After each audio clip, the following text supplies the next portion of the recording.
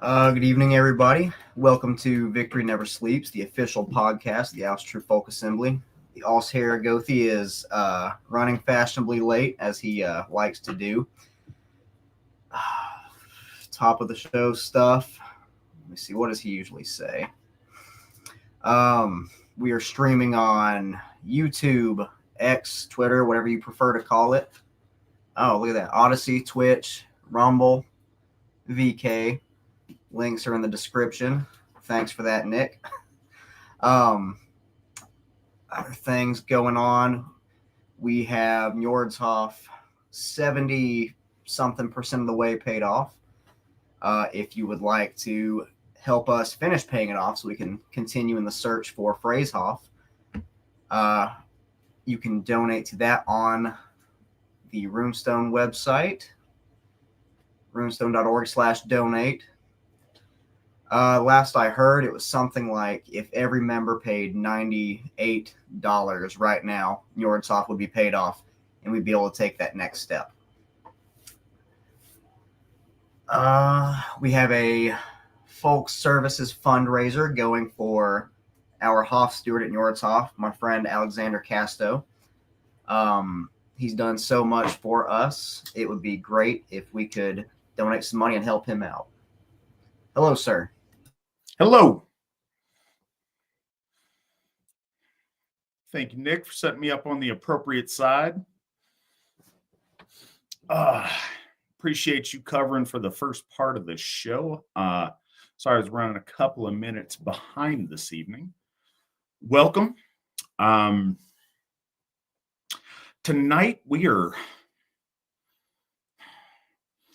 going to talk about, I'm going to kind of casually talk about a variety of things. We're looking forward to answering y'all's questions and kind of, having a bit of a freestyle night this evening. As Goði Trent was just showing you, we're doing great on the Njordshof fundraiser. You guys have been extremely generous, and it's very much appreciated.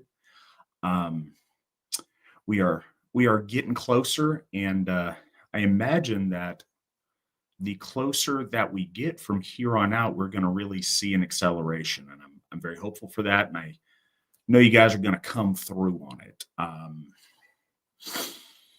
At right now, I don't know if Trent gave you kind of the breakdown, but if every AFA member donated $98, we would have that. We would have it today. That's the first step in us getting Phrasehof. And I know that's something that the folks in the Northeast, I don't know if it really counts. I don't know what those folks consider themselves. The folks in Ohio and Pennsylvania are very excited about it, as well are people close by there. And I think we're all excited for Frey to get his Hof. I think they, or maybe just outsiders, would call it the Rust Belt.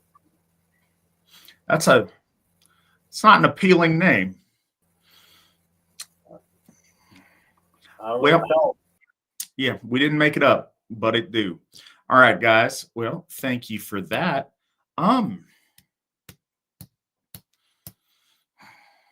So it's a bit of a potpourri deal tonight, but first, and just noticing it, so I'm not sure.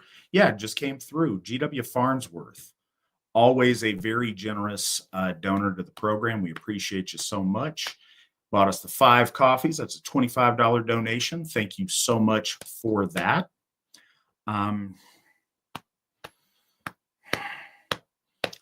So Goði East and I talked a little bit earlier today about some, ideas for things that need to be discussed, need to be gone back over. I know there's a lot of things and a lot of themes on this program that we hit at different times from different angles. So among those things, what most on your mind would you like to address the VNS audience about tonight, Trent? Something I think about a lot, and any of our Gothar students or folk builders who have been around long enough to hear me lecture them will agree, is the gifts given to us by Odin, Vili, and Ve. Odin gave us Ond, which is the breath of life and a part of our soul complex. Vili gave us Other, which is consciousness, willpower, essentially, our mind. And Ve gave us La, which is our body, our goodly color, goodly hue. Something that, like I said, I lecture a lot about is because these three gifts were the first gifts given to us by the Aesir, they are the most important of those gifts in a way. It's the building blocks of who we are. It's body, mind, and spirit, if you want to oversimplify it. And so it's really important. And the AFA has already been encouraging this pretty much. I just found a fancy, semi-esoteric way to put it. But it's really important to sharpen those three gifts and hone those. And we would be remiss as folk if we didn't do our very best every single day to use those gifts to the best of our ability to make them better and to serve our folk with them. So, for example, building the law, the body, you can exercise, you can eat right, drink enough water, etc. Building the Other, the mind, the consciousness, you can read, you can learn, you can study, you can learn a language, you can join us learning Icelandic. Building the Ond, the soul, is less clearly defined maybe, but be Alsatru, help us do Alsatru, join us at Hofs at monthly and national events. That's what I got off the top of my noggin. I'm sure I can think of other stuff if need be. No, that's fine. So I think what's kind of important on that a little bit is to, when we mention those things, can you give people a little bit of the lore background on how those came about and a little background on what those things are? People may not be familiar with those terms. Yes. So at the creation of what we know as the cosmos, Odin and his brothers Vili and Ve had slain Ymir, the primordial first giant, and they fashioned much of the cosmos, not all of it, but much of it, at least Midgard and what we see in the cosmos, out of the remains of his body. After doing that, they wandered around Midgard a bit, and they were walking along a beach, and they found two pieces of driftwood, one made of ash, one made of elm, and they each god imbued each piece of driftwood with that gift. So they gave us, I suppose, our ancestors color, and our bodies essentially is what is kind of implied there. But the word is law, and my favorite translation of that is goodly hue, so good color, right? Vili, he gave us Other. I don't recall the exact translation of it, but it's something like mind, consciousness, awareness. And so you can pretty easily tie that to intellect. And of course, Odin gave us the breath of life. He gave us Ond, which I believe breath of life is probably the best translation as far as that one goes. And so in that one instance, Odin and his brothers, they gave us life, and they gave us that divine spark that make us who we are. And more of the Aesir have come along later in our folk story and given us more gifts, such as Heimdall giving us the runes and teaching us how to live, essentially. But with that piece of ash and elm that became Oscar and Embla,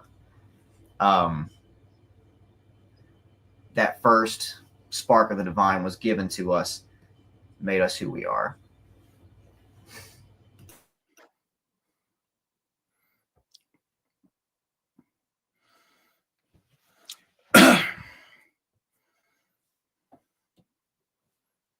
Yeah, so those I don't know. Sorry, guys, there was a couple of other things going on simultaneous, but the gifts of the divine, I think one of the things that's really important is the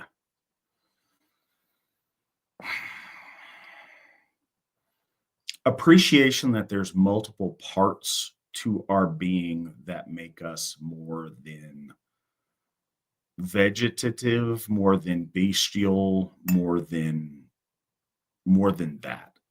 It's not just that we have life, but not only do we have life, we have consciousness. So Other is like ecstatic frenzy, inspiration. It's the root of Allfather Odin's name. He's the master of frenzy, of ecstatic fury, and like it often gets translated as divine madness. And I think that paints it in a really particular light. And I think that it's also noteworthy that he's the master of it. So he's not overcome by some kind of crazed frenzy. He's able to channel that frenzy towards will and towards purpose. And it's really important. But that inspiration to do more, to be more, to move forward, to accomplish, to build is something that's very unique to us. And it is a precious gift from our gods. Owned is like the animating spirit, the breath of life. That you know, as science advances, we understand more and more about how to recreate a lot of natural things in the world. But what is still confounding to scientists, and what still is a religious and a spiritual concern, that even the atheists don't really have a good science explanation for, is that which makes us alive. You can rebuild a lot of biology, but imbuing cells with consciousness and life, that's a very different thing. And then you have law that's like a healthy blood flow, and like the animating of your limbs, and the thing that makes you, I don't know, living in a physical sense. It's like a physical life, a mental life, and a spiritual life. And I think all of those things are gifts from the gods. All of those things are something that we need to, I don't know, actualize and focus on. But more than that, and especially prevalent, this month and this time of the year in the United States, time of thankfulness. We need to be aware and thankful of the gifts that our gods have given us, and our life, our consciousness, our existence as beings with that divine spark within us, with that breath of life, is extremely special and precious. And it's a gift. We talk on here an awful lot about the gift cycle, and I think that Whitten Erickson kind of points this out most prominently. Yes, it's absolutely a gift cycle, but we start out, the gift cycle isn't initiated by us. It was initiated by our gods when they gave us these things. So we start out in that process, not by reestablishing it, but by doing our part. The gods have given us gifts. We are blessed, and we're blessed in a lot of ways. Being thankful for that and aware of it, if you internalize that and you spend some time meditating on that and thinking on it, I think it really changes how you approach the world around you, how you approach yourself, and how you approach life and what you do with it. I think very often, and everybody comes to this from different angles, we live in a society that is so very secular today. And, Europe has secularized a lot quicker and a lot earlier than the United States has. But over my lifetime, the religious population in the United States has drastically dwindled. And I think a lot of the default setting for people is atheism or a cultural Christianity that really doesn't come with any application or any piety to it. It's just those are cultural touchstones. So I think a lot of our people, and this is a relatively new phenomenon, but I think a lot of our people have trouble developing piety or internalizing that in their life. They'll come to Asatru with kind of pseudo-atheistic ideas about archetypes and like thought forms and things that they want to rationalize the gods as. And everybody starts somewhere. I'm not trying to be critical. But Asatru is, even in the less pious circles, they will define Asatru as a belief in the gods, as gods. We know that it means more than that. It doesn't just mean believing in them, but it means loyalty to them. But you can't have that loyalty to them in a real way unless you believe in them. And part of believing in them is internalizing within yourself and your thought process that they exist, that they watch and judge us, and that they have given us special gifts, and that we want them to be proud of us when they look on and they see us.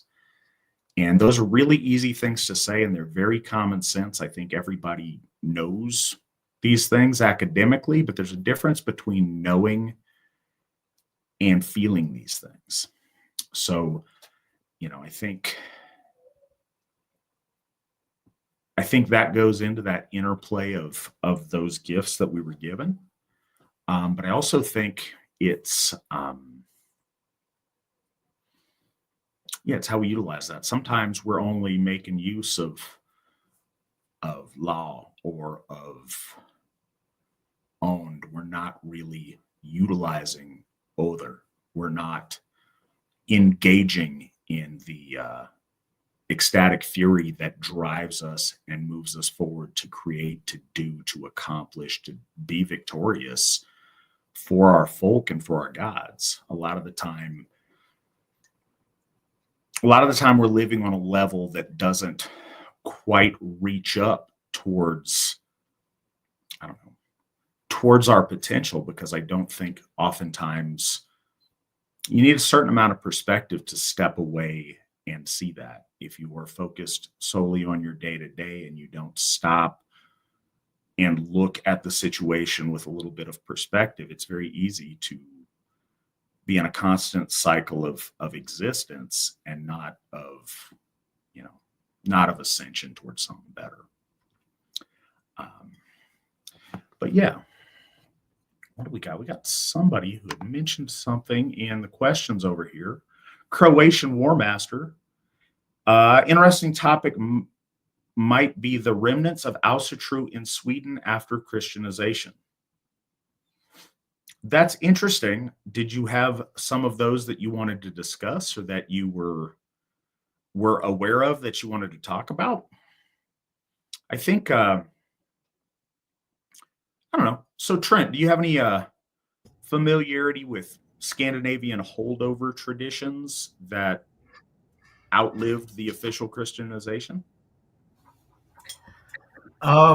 Nothing in particular, but it's important to note that in the time of the late Viking Age and probably even the early 1100s, maybe up to that point, that just because Olaf Tryggvason had forcibly converted kings and nobility, it didn't mean that the rural people had converted. A lot of times And a lot of this is demonstrated more in places like England or Germany than in Scandinavia, as far as I'm aware. But a lot of times, the the peasantry, the farming class of areas they would pray to Thor for rain, or they would pray to Ingvi Frey for good crops and things like that, even though they still went to Christian church and they did their Catholic whatever. So while I don't have any specific examples in Scandinavia, it's pretty safe to assume that the practice did not fully die for quite a while, and of course now it's been reforged, and we have a folk builder in Sweden now. So the transition was never as cut and dry and as clear as the history would make it seem. Yeah, Sweden. So much of Sweden is, I don't know, rural and was longer than a lot of the rest of Western Europe and Norway and Denmark, that there was pockets of unconverted folks for a lot longer. Nick just sent over the additional kind of things that were mentioned. In 1177, which is well after the official conversion, there's still pagans mentioned in the east of Sweden. I know that, like, of European paganism generally, you had some holdovers of it in Baltic nations until last century, and now you see a big resurgence over there in a little bit different ways. But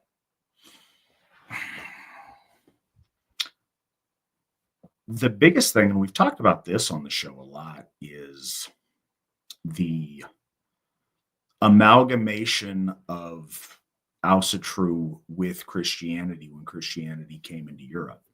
And it's why European Christianity has such a very, very different look, feel, and practice to Christianity at the same time in other parts of the world. Like Coptic Christianity is very different than Western European Christianity, or Judean Christianity is very different.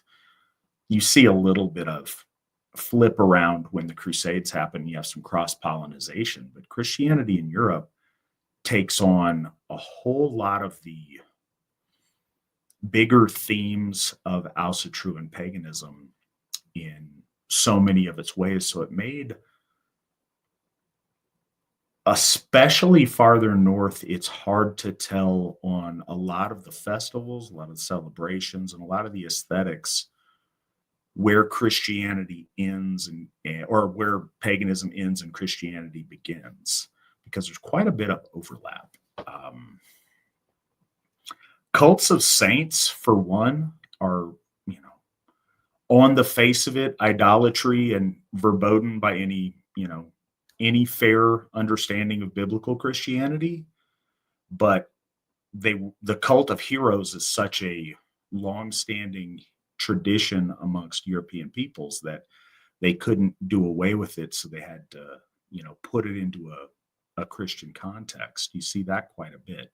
I think a lot of the local folk festivals, the pagan elements are very, very obvious, but I think some of them are a little bit less so. One of the things that's always been really interesting to me, and this isn't so much in Sweden, you see most of these in Norway, but it's hard to tell where all they were because they were wooden structures. But the stave churches, the stavkirke, are archaeologically, like, they're really interesting in the mixture of art on them, the mixture of design. They carried over a lot of Asatru elements and even stories and things from the Eddas in their artwork, even though they were built as Christian structures. So most people think, or I say most people, a lot of people think, and I'm certainly one of those, that the stave church is kind of the link between the height of the evolution of Asatru Hofs and the first the first implementation of Christian houses of worship in the North. And I think so I think they give us an interesting view into what our Hofs would have been like in 50 years before we start seeing the stave churches. So I think that's an interesting thing. Certainly we see that architecturally and in design with all of the different gripping beast motifs and the like dragon imagery and a lot of those things. But you also see you see this transition with use of runes. So you see runes from the Asatru period, but you also start seeing those runes take on Christian themes and Christian motifs to where you're using these inherently pagan magical sigils as a writing script for Bible stories, or adorned with crucifixes and things that way. You see that crossover on like early medieval rune stones a lot too. You see that specifically in Sweden. Really prominently, you see that in Uppsala, and I don't mean in old Uppsala, but in the modern city of Uppsala, near their, I think they've got a cathedral there. You see a lot of rune stones there that are overtly Christian, but done in a very Asatru way.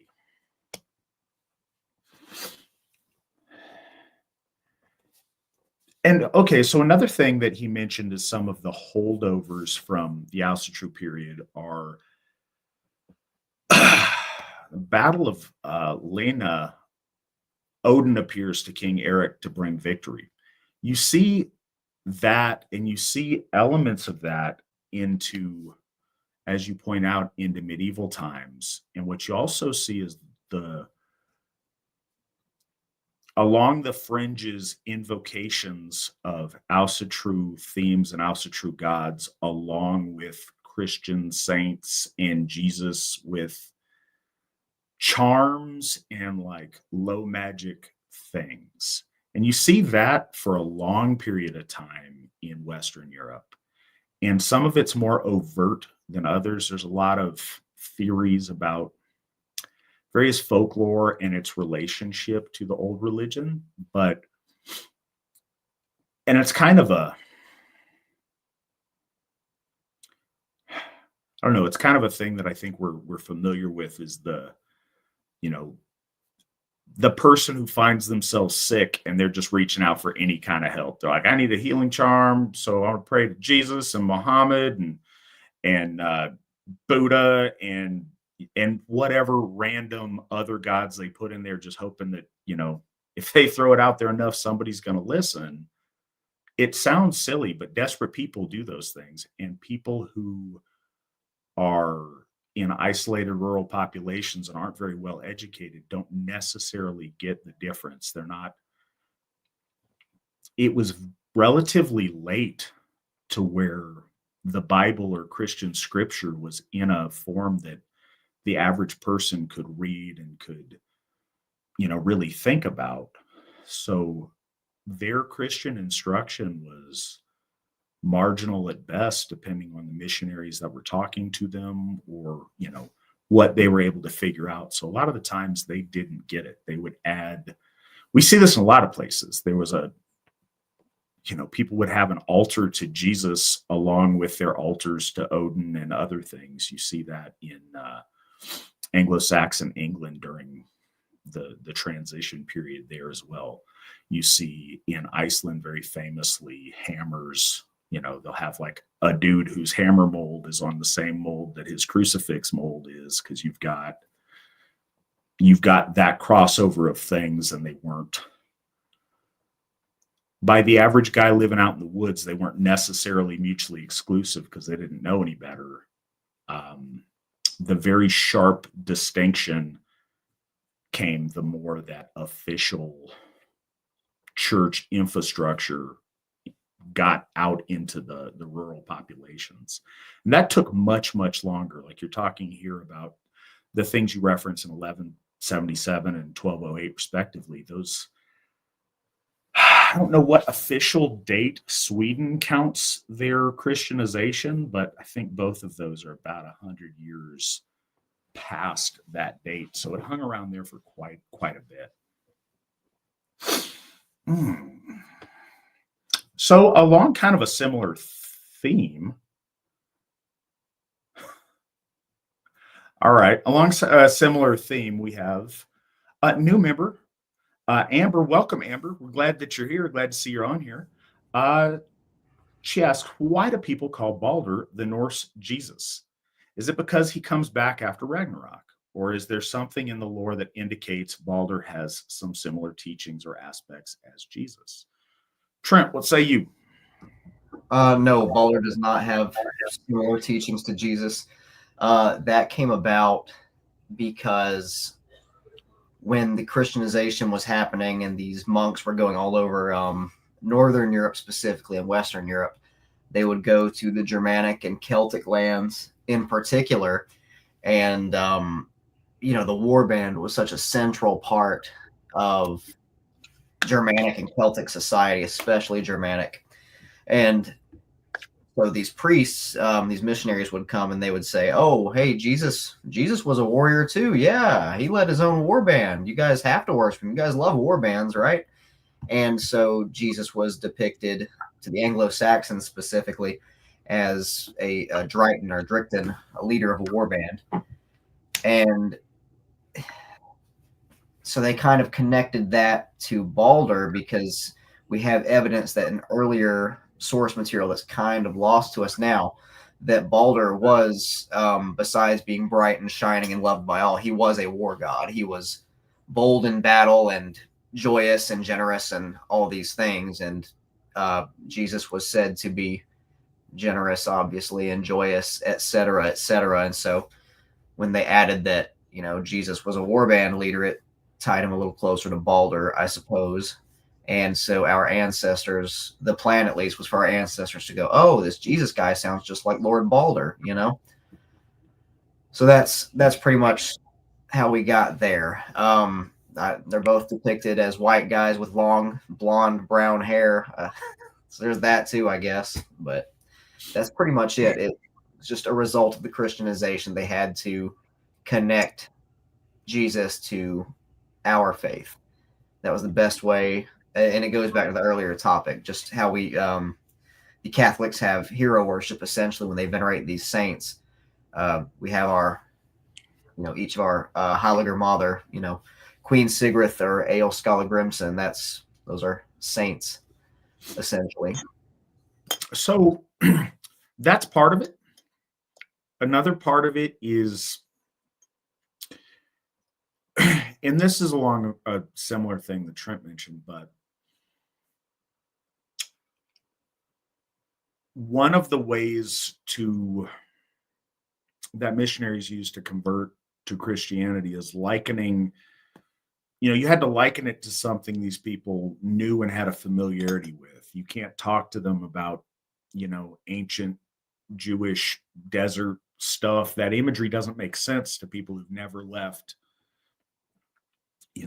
their small little alpine valley or wherever they find themselves. So you use things they do know. And there's the point of similarity you mentioned about coming back after Ragnarok, and that's part of it. The idea that the best and brightest of the Aesir is slain, dies, and is reborn.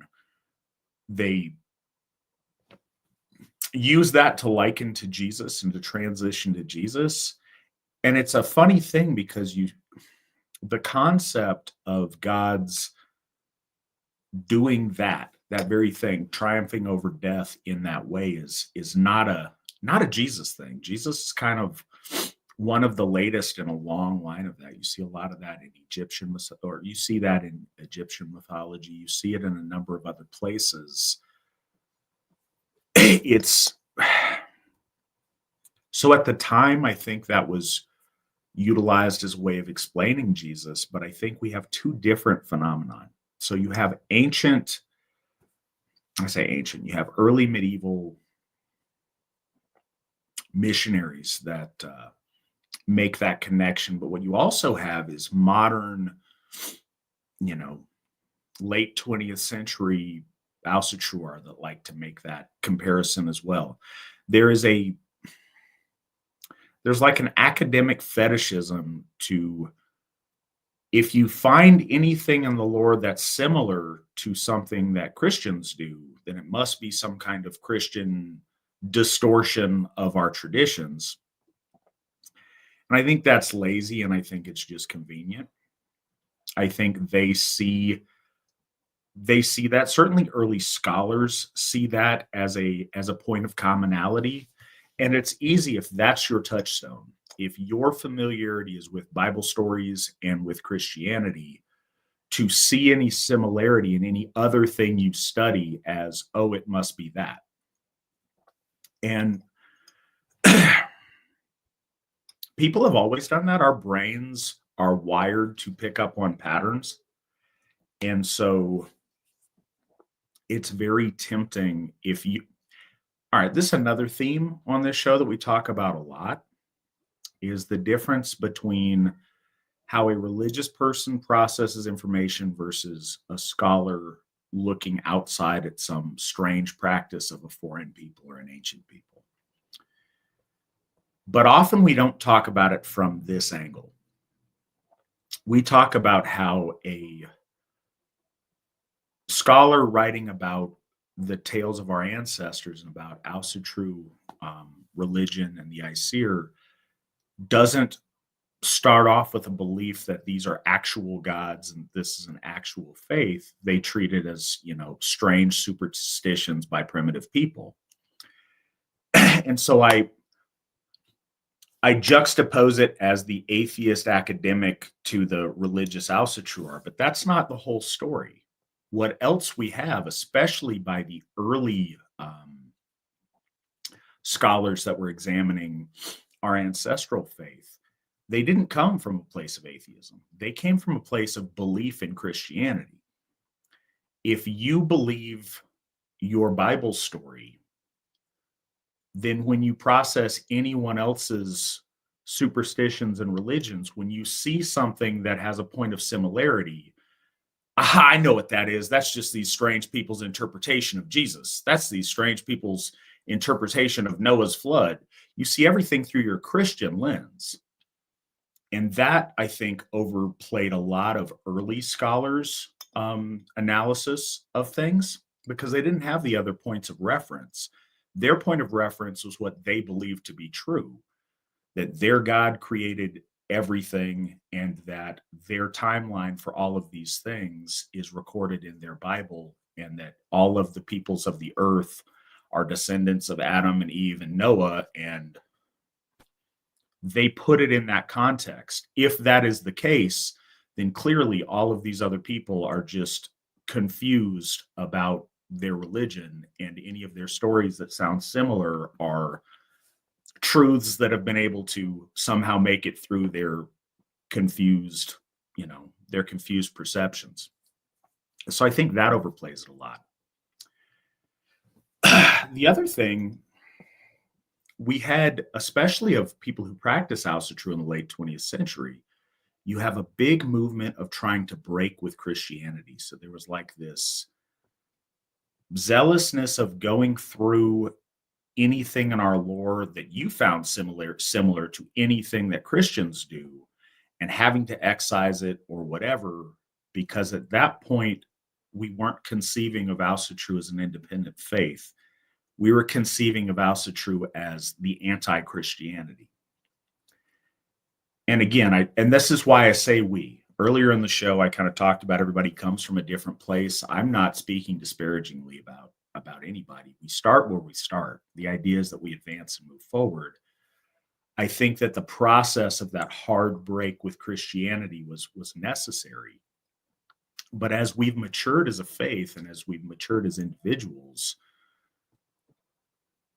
we've come to realize that Asatru doesn't have anything to do with Christianity. It is an independent, its own thing that stands on its own merits, not in the ways that it either, compares or contrasts with another foreign faith.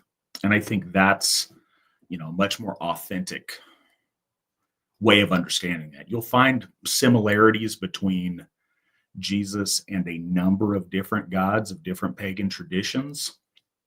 I think there's a case to be made that Jesus might be a reflection of that, as some of those are older than Christianity. But I think it's also true that that's a common theme in various people's mythos, and that's not necessarily connected. Sometimes things just happen in parallel, and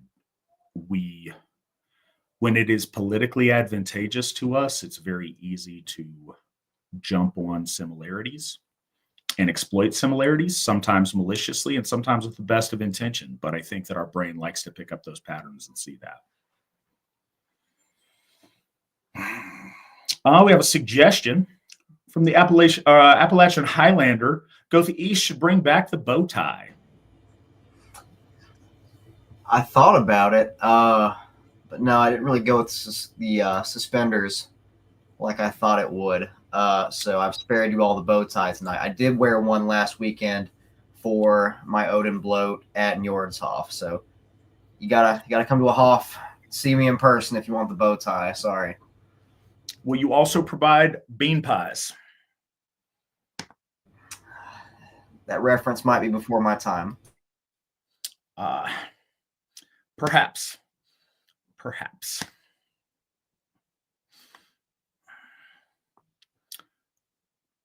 Okay. I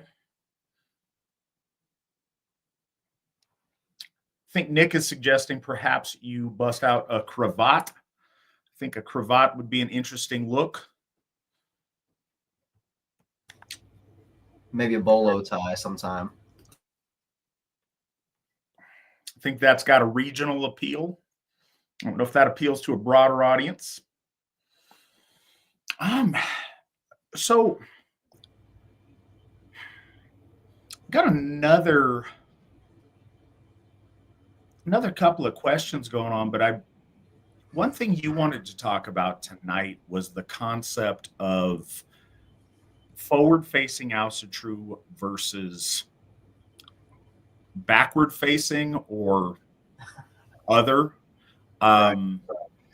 Set that paradigm up for folks that may not know what you're talking about. Okay. So we use the term a lot in the AFA and AFA leadership, especially because we want to make sure all of our leaders are on the right track. And it's forward-facing Asatru. And it, like I said, it's very broad. It is what it sounds like. We're facing forward towards the future, towards, now and the future, rather than looking back to a really specific era of our past, like the Viking Age or the Migration Age or any of those other cool time periods. And it's so broad because it encompasses a lot of things. Like the Alsherjargothi and I are both dressed nicely wearing ties. We're not wearing, colorful tunics, as neat as those are. They're not. That's not really how Western civilization people dress when they want to look, their best nowadays. If it were, you can bet we would be wearing tunics right now, for example. Other things, we don't do bloat or stumble in every exact little precise step that you would find in some 1,000-year-old Icelandic manuscript, like maybe the Norna Society does. We do things. We do things the way that have worked for the AFA, for Stephen McNally, all the way down to us, because it's the thing to do that, as far as we can tell, pleases the Aesir and brings glory to the Aesir. We don't do things to recreate an era that's long gone. And I mean, you can come up with countless examples of backward-facing Asatru, if you want to call it that. The LARPing type stuff, anything universalists do, anything these academic types usually do, any of that stuff is Frankly, it's wrong, and it's not the correct way to do Asatru. What the AFA is doing is correct, because we're doing Asatru now, not 1,000 years ago. We're doing it for our folk that exist now. So, I mean, certainly I agree with all that. I've said time and again, and I think it's important to realize we're not, our ancestors. So, okay, a lot of us hearken back to the Viking Age as like, that's how we conceptualize Asatru in a lot of ways. And that's fair. That's because that's where our lore comes to us from. That's when it was recorded and displayed in the way it was. That's when the linguistics we have flourish at their height. It's kind of the height of what we have written down about Asatru. So yeah, we do that. In thinking about that, there's a difference between showing respect for our ancestors or honoring a period of time or a thing and playing dress up. And I think it becomes a subtle thing. And I'm not suggesting there's never a time and a place for anything, but what you found and what Asatru grappled with early on, I mentioned, we have a lot of phases that modern Asatru's gone through to really come into our own.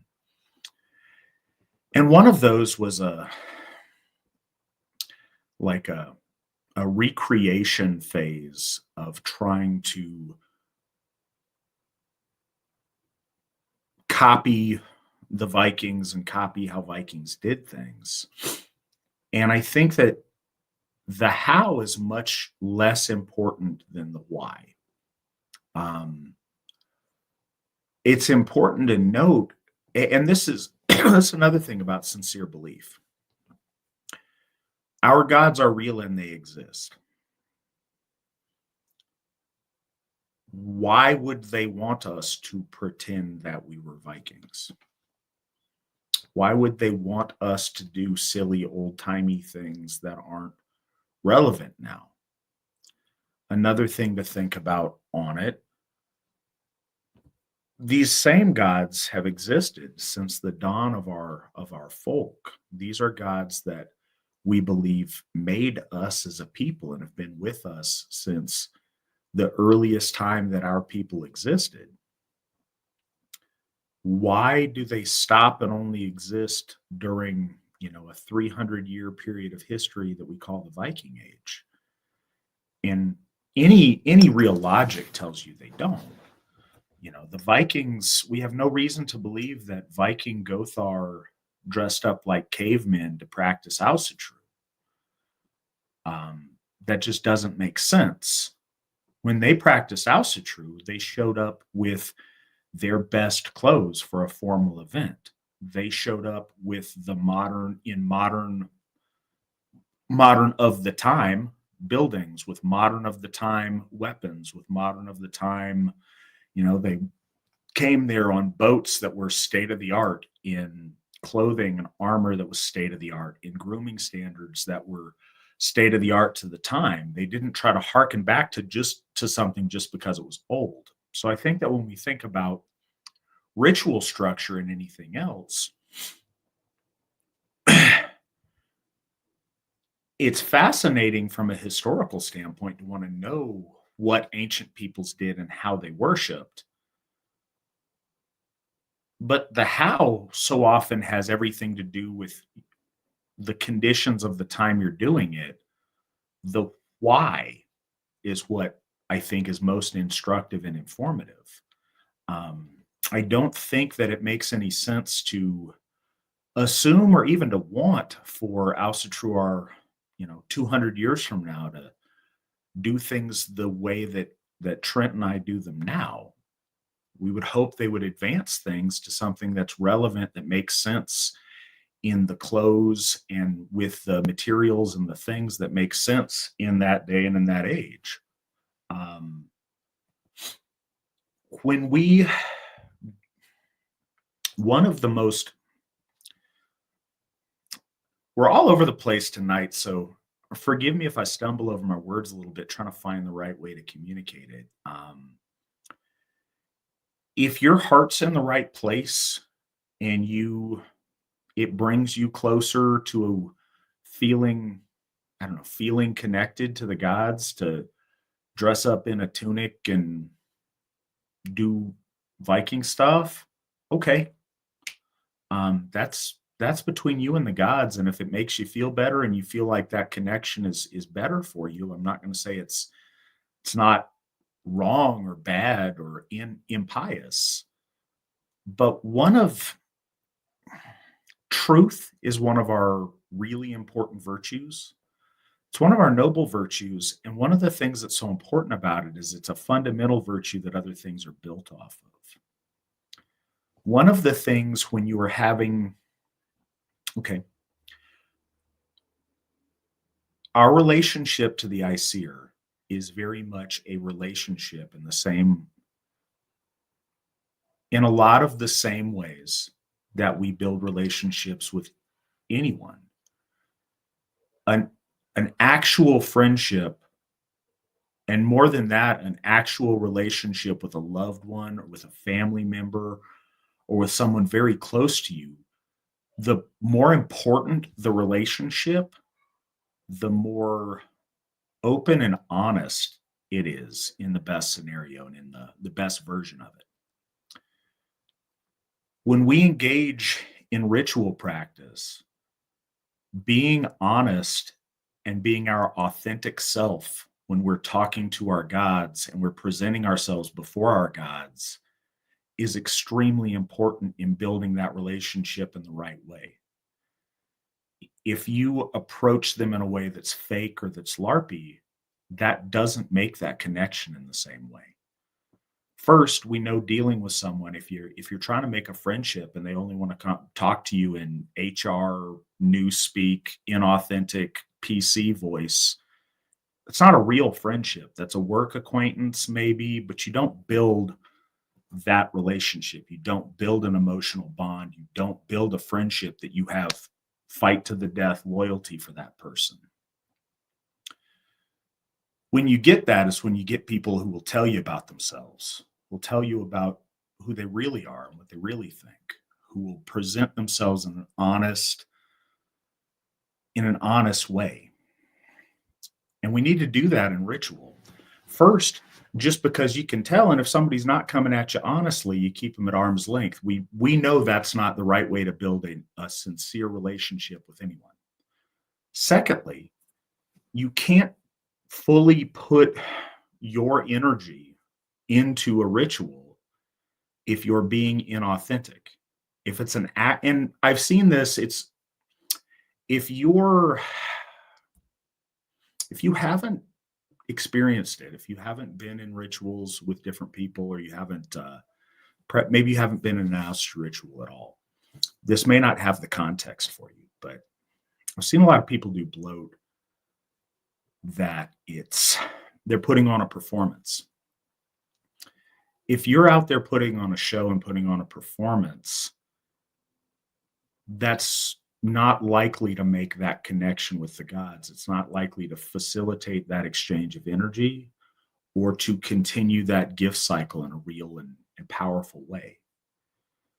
The more you are genuinely speaking to the gods and connecting the gods with the folk through honest pouring out your heart in the ritual, that's when the real connections get made. I've talked on here a lot about, people ask how to develop a faith if they don't have it already, but they want to have it. What I always tell people is to try to do bloat, to make offerings, and to do it with an open mind and an open heart. You're not open if you're pretending to be somebody that you're not. It's easy to get caught up in the lore and the imagery to think you need to be a Viking warrior for this to be a thing. That's a small portion of the history of our folk. And it's a small segment of society that was, in a long ship going raiding, wielding an axe and a shield. Our gods are just as much the gods of the mothers and the farmers and the guy that the wheelwright that built the wheels for the carts, and the guy who went out fishing, and the guy who went out hunting, and the guy who raised goats and cattle to feed their family, the guy who was chopping down wood to build things to keep his people warm. Our gods weren't just the gods of a very select male warrior class that existed for 300 years. No, they're the gods of all of our race since the dawn of time. And it's just as appropriate for us today in the lives that we live to build a relationship with our gods as it is for, a Viking warrior in 850. And so it's really important to conceptualize our gods in modern terms in our modern lives with modern people, because that's what makes this a real faith. This isn't a hobby or, some other silliness.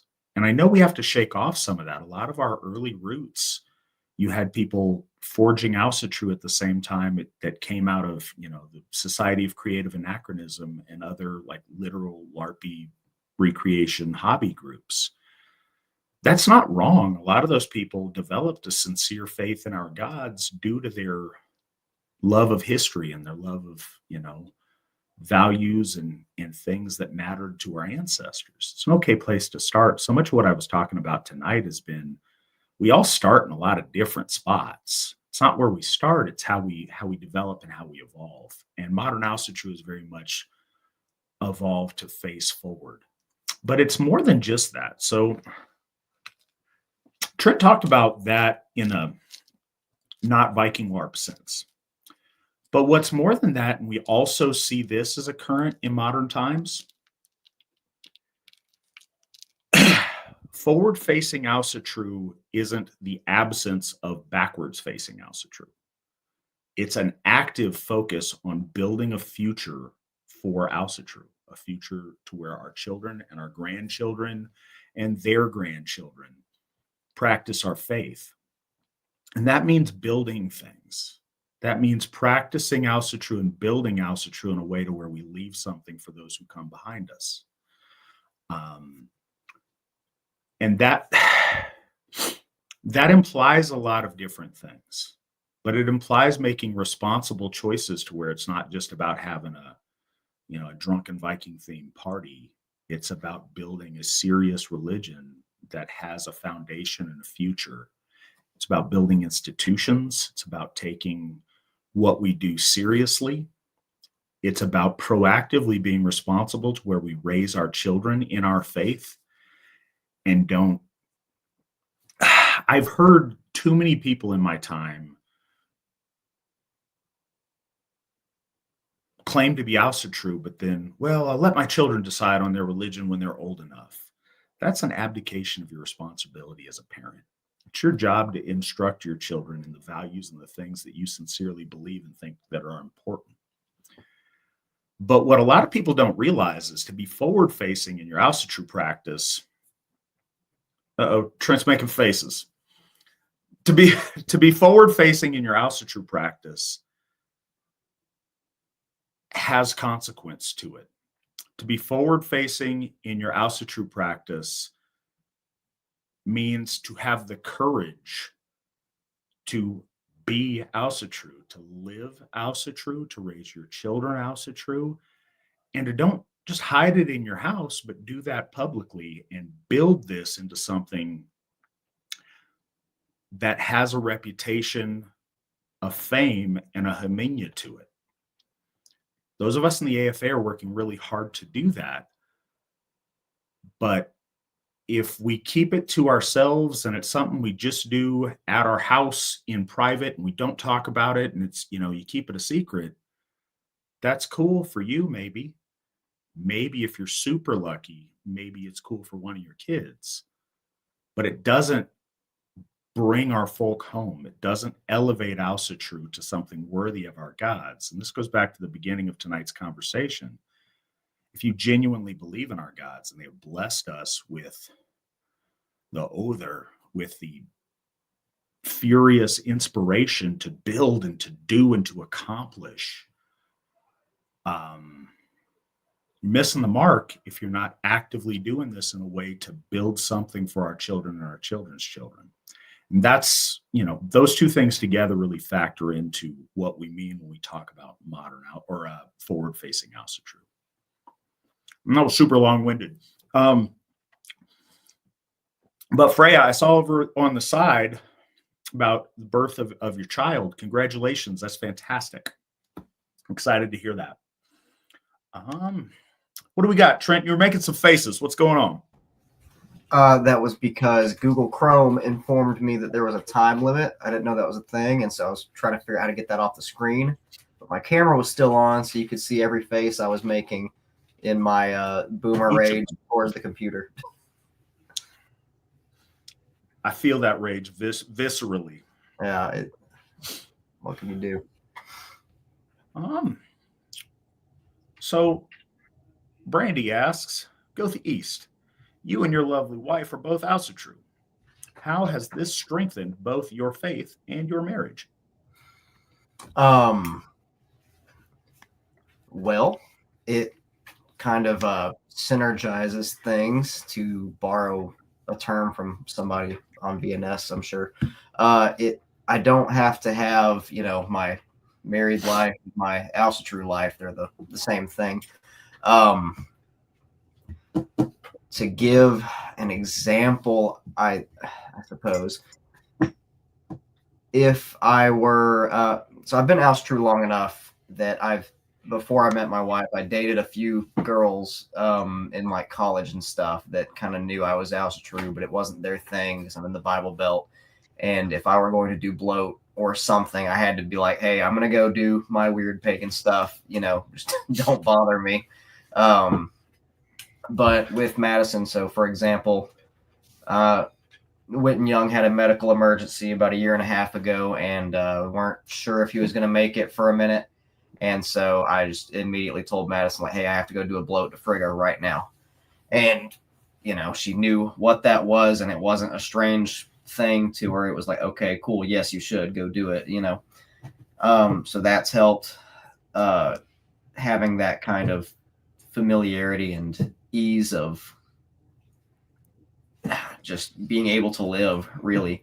I just can't imagine what it would be like to not be in this position, as kind of insensitive as that may sound. It just, and because I got her into Asatru too, I kind of got to watch her sort of experience things that I experienced when I was 18 or 19, sort of feeling the presence of the Iseer for the first time, or kind of seeing an answered prayer. That's been a really big thing for us. And I won't bother everybody with long stories and details in that regard, unless it's specifically asked, I guess. But it's just been a really great experience, and it just makes so much sense. Our ancestors, when they married, they were pretty much always the same faith. And no offense to anybody that is not in my very blessed position, but I highly recommend it, and it really is the best way to live. And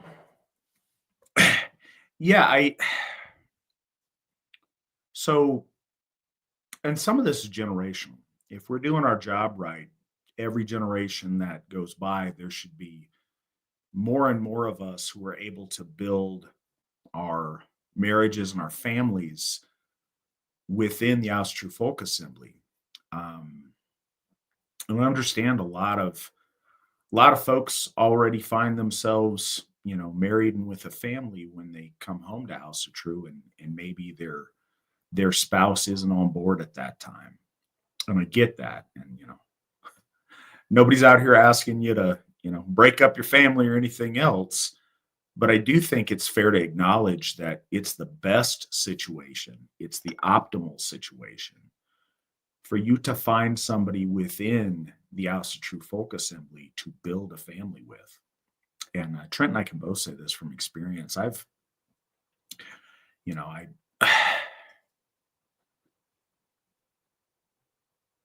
Yeah, Mandy's the first person I've ever been with that was also Asatru. And, it wasn't like she was a plus one that came to Asatru. She was technically an AFA member before I was. So there wasn't, and it's one of those things you may not notice or you may not see until you see the difference or the contrast. But as somebody who, was in a lot of, I say a lot of, who was in a number of relationships before, before I found Mandy,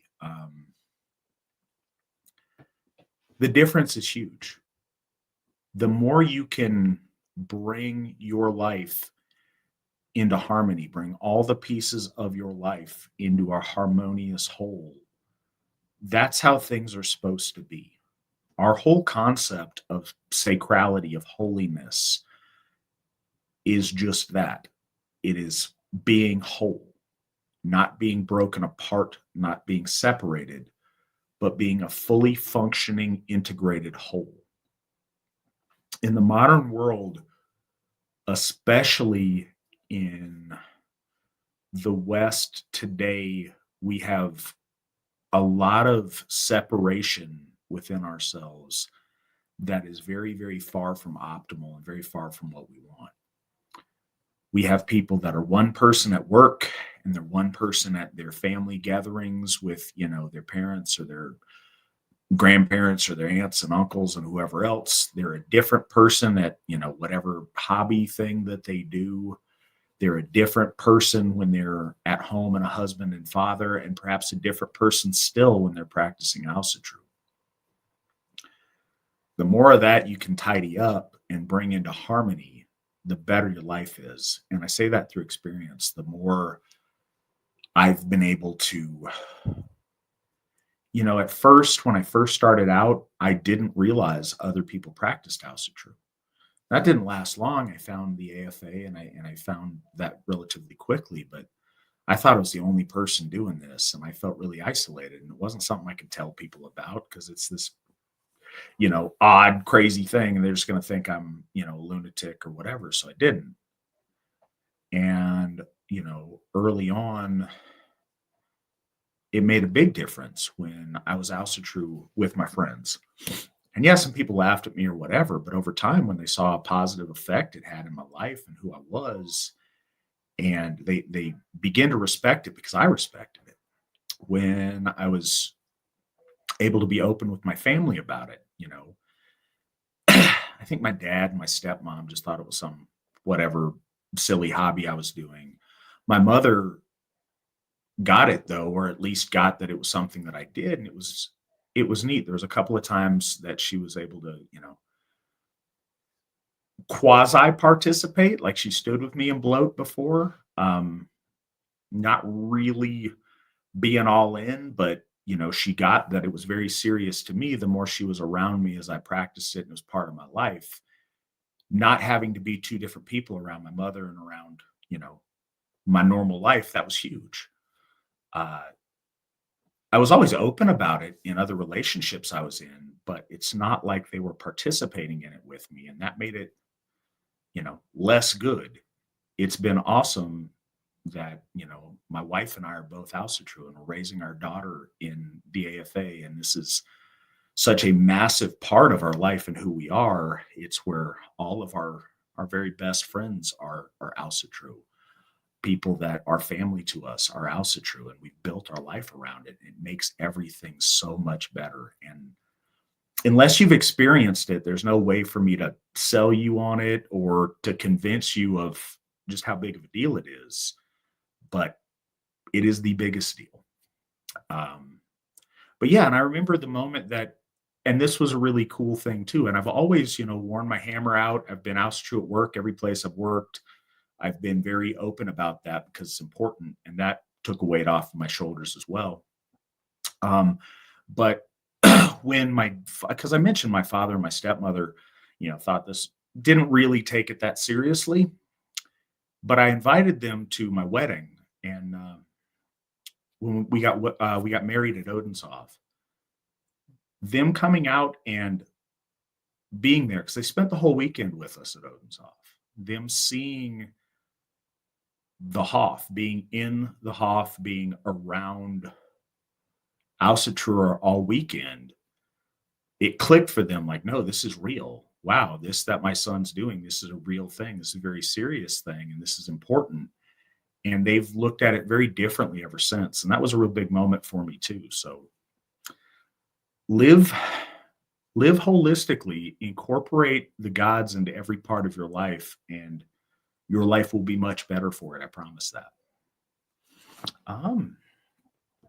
What else we got going on?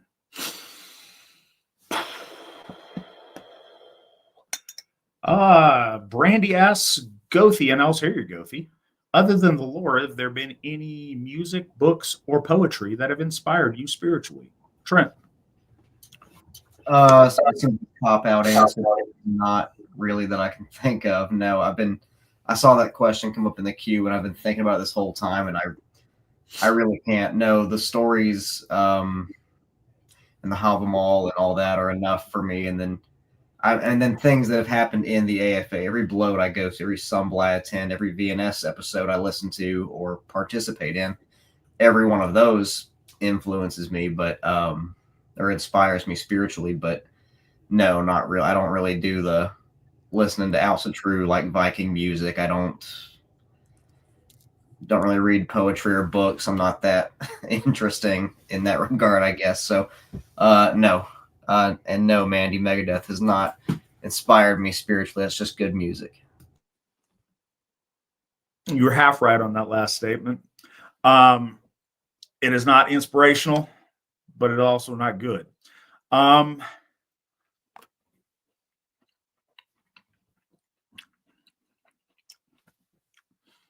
Yeah, it's a weak sauce answer. There's got to be books and films and things that you've had in your life that has inspired you spiritually that are not specifically our lore. And they will come to you during this broadcast. Some of Yost Turner's writings on it was his Yost is Asatru. That doesn't count. Yost is Asatru. Well, yeah, no, stuff is not gonna inspire me in regards to Asatru. It doesn't, I'm not gonna read like a comic book or something and be like, oh, inspiration. It's not gonna happen. All right, so I will give more deeply of myself to this answer.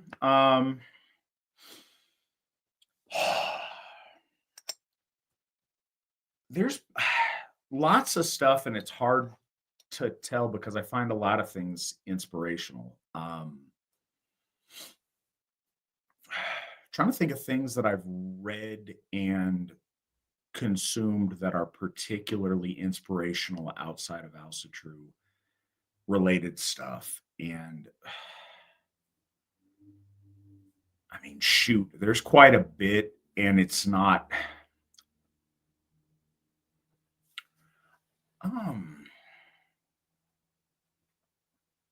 it's hard when you get to be my age and you start like trying to go back over what was influential and what wasn't, because so many things have an influence that you don't necessarily perceive at the time, but do a lot to shape where you're at and how your thoughts develop. I think the Robert E. Howard short stories were important. They're inspirational. It's kind of like Trent's, disparaging analogy about comic books, but realistically, it's fantastical short stories, but they're cool and they're inspirational and they're exciting and they're about living life in a visceral way. They're about, being heroic and these bigger than life tales of doing stuff. And that's always been inspirational to me. Shoot, when I was a little kid, and just putting this out there, and it may be silly, but I'm going to be honest, stuff that really informed who I was and developed a lot of inspiration for me as a kid are, larger than life 80s action hero things. Like professional wrestling and Hulk Hogan influenced me as a kid because I was super patriotic and I was super, the big muscly dude setting everything right and going and whooping up on the bad guys. It was really inspirational to me as a boy who would one day become a man, to think about those things. Anything that Sylvester Stallone ever did. It's funny because the camera angles would make him look really huge and stuff. And he's, fairly tiny in real life, but those bigger action heroes, and it's kind of unfortunate the way that Arnold Schwarzenegger has evolved, but at the time, he was really inspirational to me in a lot of ways too. Seeing male figures that were heroic, strong, masculine white men out there doing heroic man stuff raised a lot of us in the 80s to value masculinity and those kind of things. That stuff inspired me a lot in some different ways. So I was lame in high school and in junior high and whatever. It's like I was consuming these things, but my life was completely incongruent with them. And there came a point, and it was right that winter between 1999 and 2000, where I decided, you know what, shoot, I look up to all these things, yet my life has nothing to do with any of these things. I'm going to make an effort, and I'm going to try to be more like the things that inspired me instead of just sitting back and being inspired by them. And so that got me to start going to the gym, to start lifting weights, to start eating and trying to grow and get bigger and stronger and do physical things. And that was a huge part of my life. Unless I've been sick or out of town, I go to the gym every single day since January of 2000. And I'm sure that I've racked up a couple months worth of rest days over the last, 24 years. But again, all of those were forced. And it's such a big part of who I am and what I do. And the same kind of things led me to bouncing. And I talk about my bouncer stories on here as if there's some huge thing. In the course of life, maybe not, but in the course of my personal development, they really were. Because like I was saying, I would idolize these big, larger than life people. And I'd never done anything. I'd never been that guy. I was always this like lame, nerdy dude. And I'll always remember it ended up being at the same bar that one day I would bounce at. But I remember the moment because I was used to, before I started working out when I was lame, I was used to people bumping into me and then getting mad at me like it was my fault, especially people that didn't look like the rest of us. So I remember that would happen frequently. And I was at the bar and had a beer, whatever. And so did this guy, black gentleman, he bumped into me and he turned around to like give me a piece of his mind. And then he looked at me, he's like, because he started out, he's like, what the? And he turned around, he saw me, he's like, no, my bad. I'm sorry, man. Can I buy you a drink? And that moment meant something to me because it was such a different interaction than I'd ever had. And it was because I've been going to the gym and putting on some size, and it affects how you carry yourself and how you do everything. And very shortly after that, I was like, man, I talk all this warrior ethos stuff. I've never been in a fight. I don't know what to do. Not comfortable with conflict, not comfortable with these things. So I found the roughest place in town and I'm like, cool, I'm going to bounce here and I'm going to figure it out. I'm going to jump in the deep end and we'll see what's up. And yeah, it taught me so much about myself. All of that was inspired by, those kind of silly 1980s action movies and 1980s WWF wrestling. But yeah, those are goofy things, but they inspired me a lot. Honestly, music inspires me a lot too, and in a really different way. And I can't really, it's not like it all moves me to do other stuff, but it touches me. I'm that guy that like tears up really, really easy when I'm listening to music or watching something.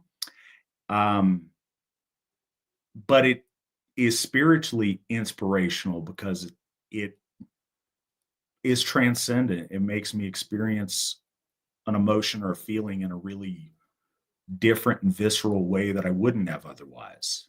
And I'm happy that I get to do that. I'm not sure if anybody else has that. And I don't really know how to put it into words because it's not like I can think of this one song that changed my life or something. But there are some, okay, so silly personal note, and I did this last month. I am not capable of listening to the Garth Brooks song Cowboy Bill without crying like a baby. And it's silly because it's not like, it's silly. I genuinely cannot listen to that song without weeping because that song moved me at a time that it just hit me right and it was inspirational. Books wise, I want to say a lot of fiction, but I've never really been one that reads a lot of fiction. A lot of history things inspire me. It's hard to say the book inspired me because it's the history, it's the historical person or event that inspires me, but I wouldn't know about it if I hadn't read the books. Too many to count, but I've always, one of the things that was really inspirational and still is, and you guys are probably all familiar with his man in the arena quote from that speech that he gave, but President Theodore Roosevelt, I read this 3-part series on his life, and it's really cool. And I'm trying to think of, man, I've got it over on my shelf, but I'm trying to think of who wrote it. Absolutely amazing because I went in knowing nothing about President Roosevelt, the good one of the two, and it like just blew my mind. This guy's life was amazing. The most adventurous life you could imagine of somebody at that station. It was just really, really profound to me. And that one hit me out of nowhere because, again, I went in with no expectation, not really knowing what I was getting into. I think I read it on some offhanded advice by my dad, not about the book itself, but about, stuff to read and something about Teddy Roosevelt. And I looked for biographies. And this one it was extremely inspirational. And I would encourage everybody to read it. And I will try to figure out the author here by the end of the broadcast for you. But that was really inspirational. So I got that.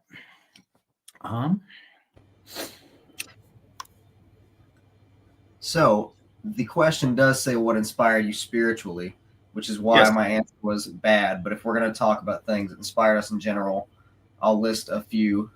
Since you listed your embarrassing thing with the Garth Brooks song. We have similar enough backstories being like nerdy guys that tried to escape being nerdy guys that some of this is going to sound repetitive. What do you mean tried?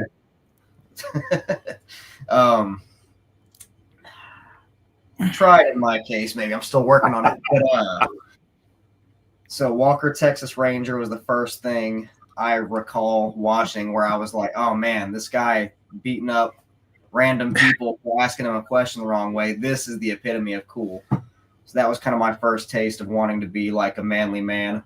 Then I got really into Dragon Ball Z. I still enjoy Dragon Ball Z. I was playing one of the video games with my little brother just yesterday. So yeah, if anybody's a Dragon Ball Z fan, you want to nerd out with me about that, we can do that. Books, The Lord of the Rings, as common as that one probably is. I always liked Aragorn. He was kind of this man on a mission. He didn't let anything stand in the way of that or stop that. He had his vision of what needed to happen. He had his duty. And in the books, that was even more pronounced. In the movies, when he's looking in the Palantir and sort of speaking to Sauron, he's like afraid of Sauron almost. But in the books, he can tell that Sauron fears him and fears his becoming king, and it's really really powerful moment. He leads, his people no matter the cost to himself. Yeah, it's really powerful stuff. As far as music that inspires me, generally just various thrash metal bands. I squatted 370 pounds for the first time a couple weeks ago, and I wish I could tell you the exact song. It was almost certainly some Pantera song from the late 90s that I had blasting at a probably dangerous volume while I put my knees and lower back in danger. So, yeah, that's all I got in that regard. No worries. So I'm looking over at the chat room a little bit because I have, I don't know, rambled on some of these questions. So I'm trying to catch up with where we're at. There's a theme going on that I want to set the story straight on.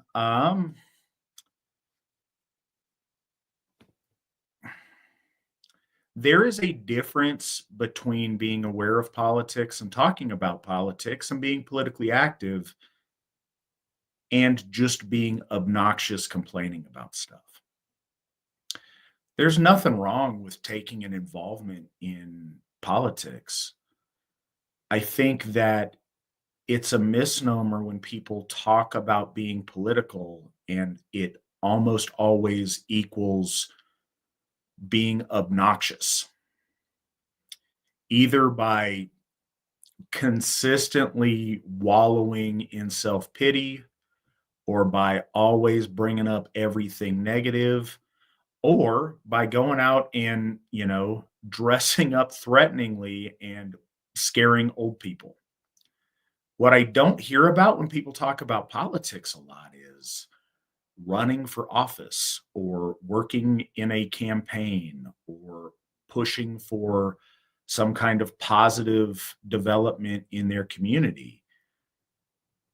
When if politics just equals like black pill purity spiraling, then yeah, it's really pointless and it's kind of soul crushing. So we slap it down a lot because it's distracting. You can engage in politics in a way that's uplifting and that's hopeful and that's doing something positive. And I think that's a really good thing to do. No part of our faith encourages one to remove themselves from the current events of their time or not to be aware of them and interact with them in a way that's constructive. Reason that we try to move away from that is because in our circles, certainly in the ones that I'm familiar with, it's never ending and it's obnoxious and it's always the same stuff and we all get it and it's just pointless, and more than pointless, it sucks people into a doom spiral, and that's not what we're doing.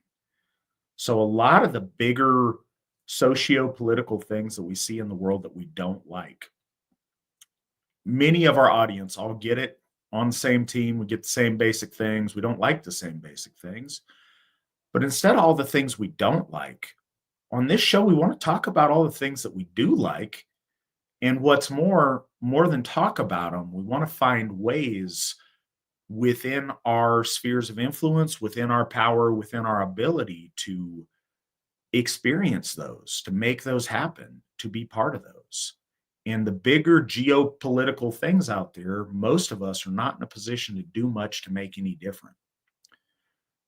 But if we focus on the things that are close at hand that we can do, we've got a lot of opportunity to make a lot of things better for quite a few people. Trent and I are extremely fortunate and extremely blessed that we are in a position to impact the Asatru Folk Assembly. Is it the millions of people that make up, the white race of people? No, not right now. but it's hundreds of people. If we talk about those that follow us, that go in and out of our circles, that are aware of and affected by what we do, it's thousands of people. Yeah, globally, that's a pretty small number, but compared to most average people who are disconnected, who don't have a community to take part in, who don't have a way to express the hopes and dreams they have for the world, sometimes those people only get to affect maybe their close friends, maybe their family, maybe 5 people, maybe 10 people. So it's a huge blessing for us that we can affect, hundreds, possibly thousands of people. And we want the people who are here in listening to Victory Never Sleeps, or, if they're here right now watching Victory Never Sleeps, to join us and be part of what we're doing. We're at a stage in the development of modern Asatru where there's a lot of things we can do and a lot of things we can accomplish. And a lot of ways we can make life better for us, for our friends, for the people we care about, for our children, for our grandchildren. There's so much that we can do if we're working together towards it. And if we over focus on bigger black pill doom spiral politics, we squander opportunity to just put that down for a minute and focus on making something better or doing something positive. And there's a lot of opportunity for that in the AFA. There's a lot of opportunity for us to help build our dreams. And that's where we want to put a lot of our focus. But there's nothing wrong with being politically aware or seeing things politically or being politically active. Please don't ever get that message from us, because it's not a thing. Sometimes when we have an overabundance of obnoxious politics from folks, it's easy for people to want to counterbalance. Like, no, we don't talk about politics. That's dumb. That's not true, and it's not fair. But it's easy to see why some folks do that sometimes. But please don't think that's a verboten thing. It's just not the point of what we're doing. We're doing something religious. The percentage of religious talk versus political talk is what we're really trying to get at. And politics, nobody likes to hear complaints. What they want to hear is solutions. It's so easy to complain about all the things we don't like, but it's also pointless. But when we talk about things we do like, there's stuff we can do together. I forget who mentioned in the chat room a while back, and I apologize, about how they'd never met another Alsherjar in person. You should fix that. I don't know where you're located. If you are in the United States, we've got tons of people all over, and we would love to get you connected and fix that for you. If you are in Europe, we've got members there as well. We have members in 14 countries right now. So if you're not a member of the Asatru Folk Assembly, we would love you to join. If you haven't met another Asatru, let's fix that regardless. And it's a whole different thing when you're able to experience this in a community. Even if that community is just a few other people, it makes a lot of difference. So we'd love to help you change that if it's something you're interested in. And on the political question, so the question was, I hate to bring up politics, but do you guys think Ragnarok has come? Are we waiting to hear the Gallarhorn? Trent, what do you say? No.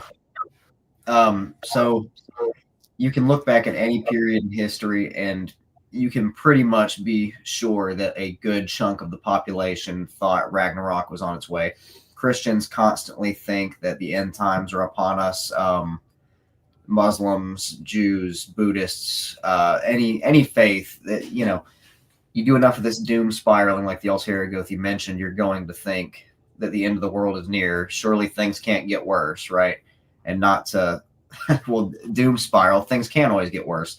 Things are actually really good right now in a lot of ways. And Witten Young and I did an episode on this concept kind of a while back about the idea of building Gimli. So for those that don't know, Gimli is the name of the golden home that rises out of the water after Ragnarok, where the gods will reside and rebuild everything after the destruction of the cosmos. And the AFA is that, in a sense, not literally, of course, but we're building that right now. So no, Ragnarok is not happening as far as I can tell. I get the wanting to think that, though. I went through that same, kind of period when I first got into Alsatru, because that was 2015, and gay marriage got legalized right after that, and a whole bunch of other funny political stuff started happening, and I was like, oh yeah, Ragnarok's definitely coming. And now it's been 10 years, and my life is categorically better in every sense since then. So now it's hard to feel like Ragnarok is here. Yeah, sorry, I'm choking on one of these little tiny oranges that I was wolfing down.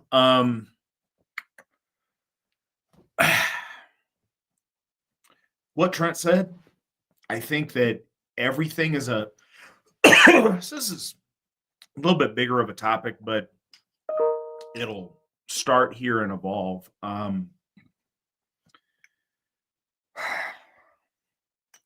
We see the world through our own lens.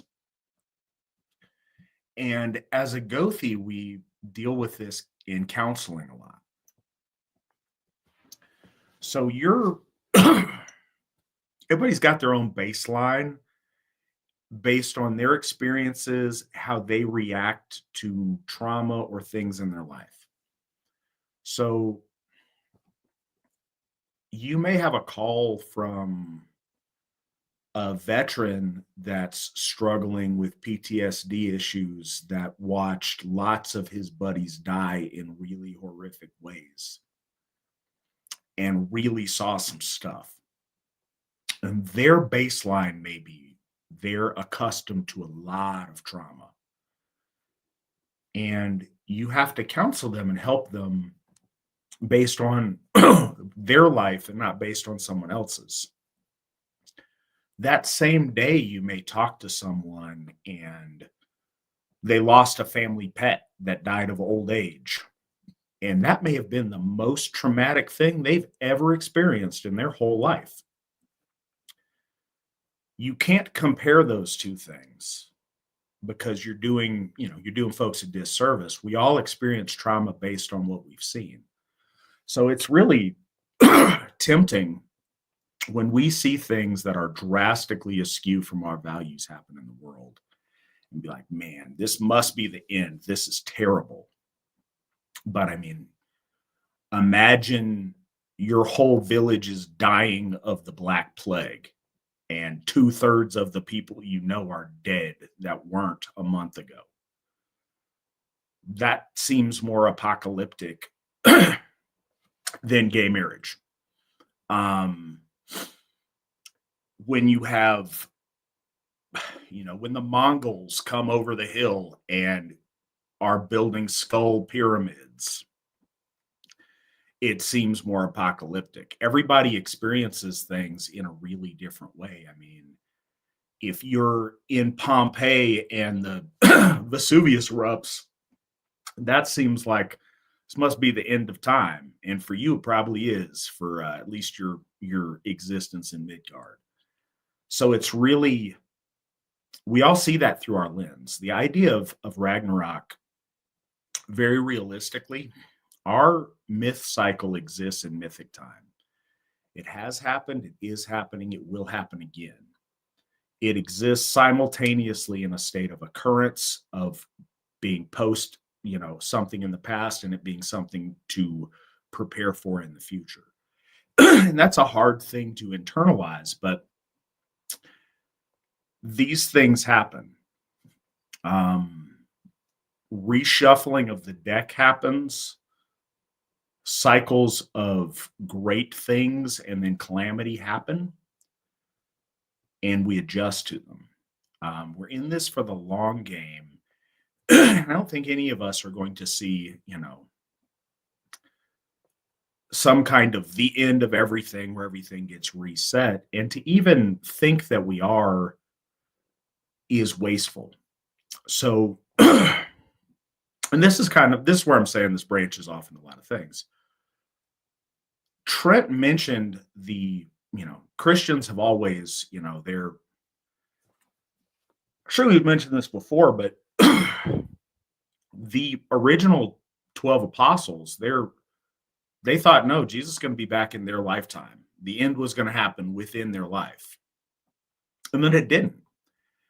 And then, well, the next generation, well, surely he'll be back this time and the world will come to an end and we'll reset. Okay, well, maybe not. Well, maybe we'll wait 100 years. 100's a really convenient number. Cool. When that happens, that's the end. And they would do this constantly, and a whole bunch of them did it. It was a really big theme around the first millennium. So at the year 1000, that was going to be it. Everything's going to get reset.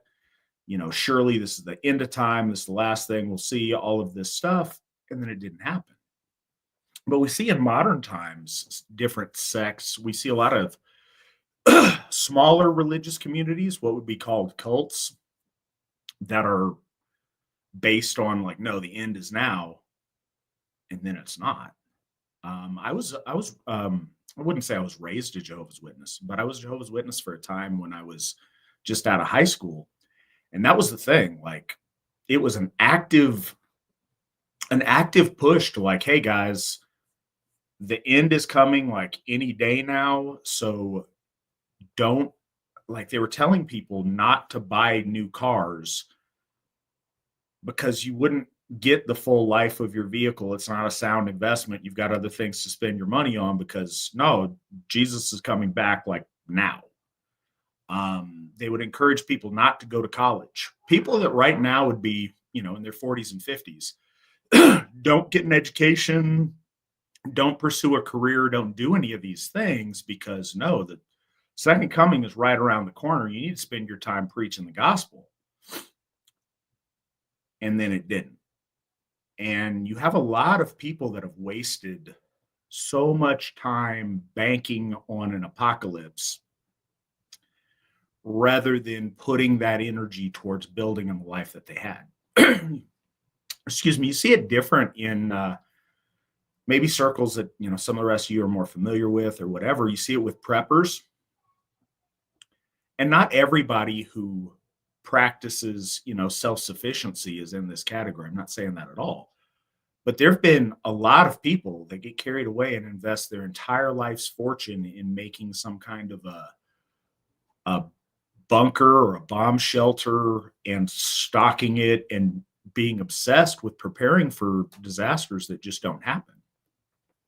And I've seen that my entire life with people talking about how, it's all over just any day now, everything's going to come crashing down. Any day now, the economy's going to collapse. No, America's going to fall any day now. And literally have heard that for, 30 years or more.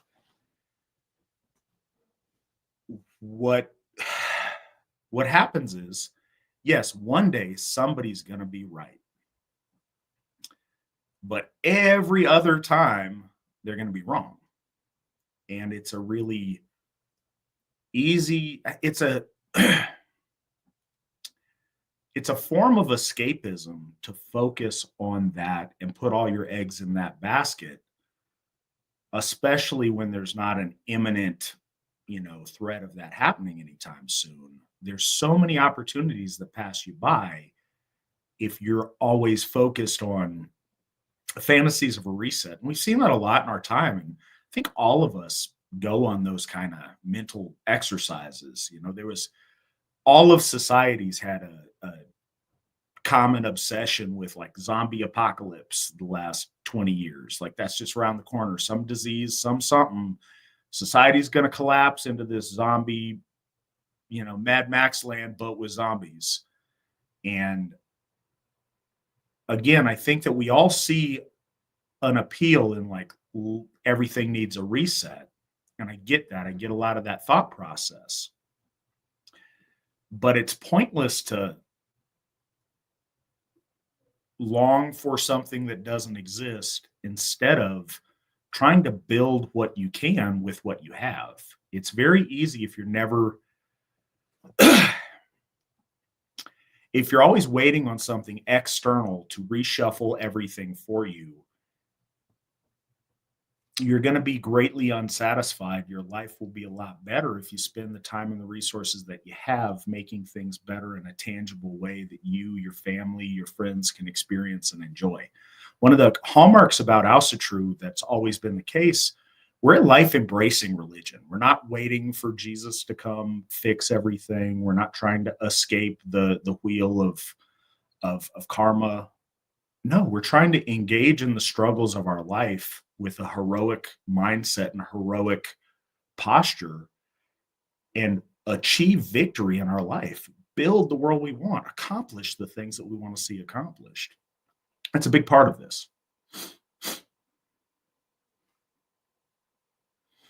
Anyways,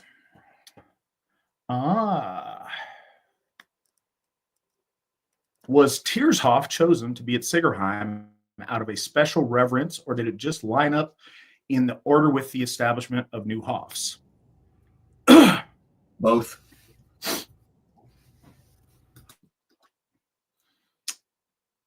Thanks for that, Trent.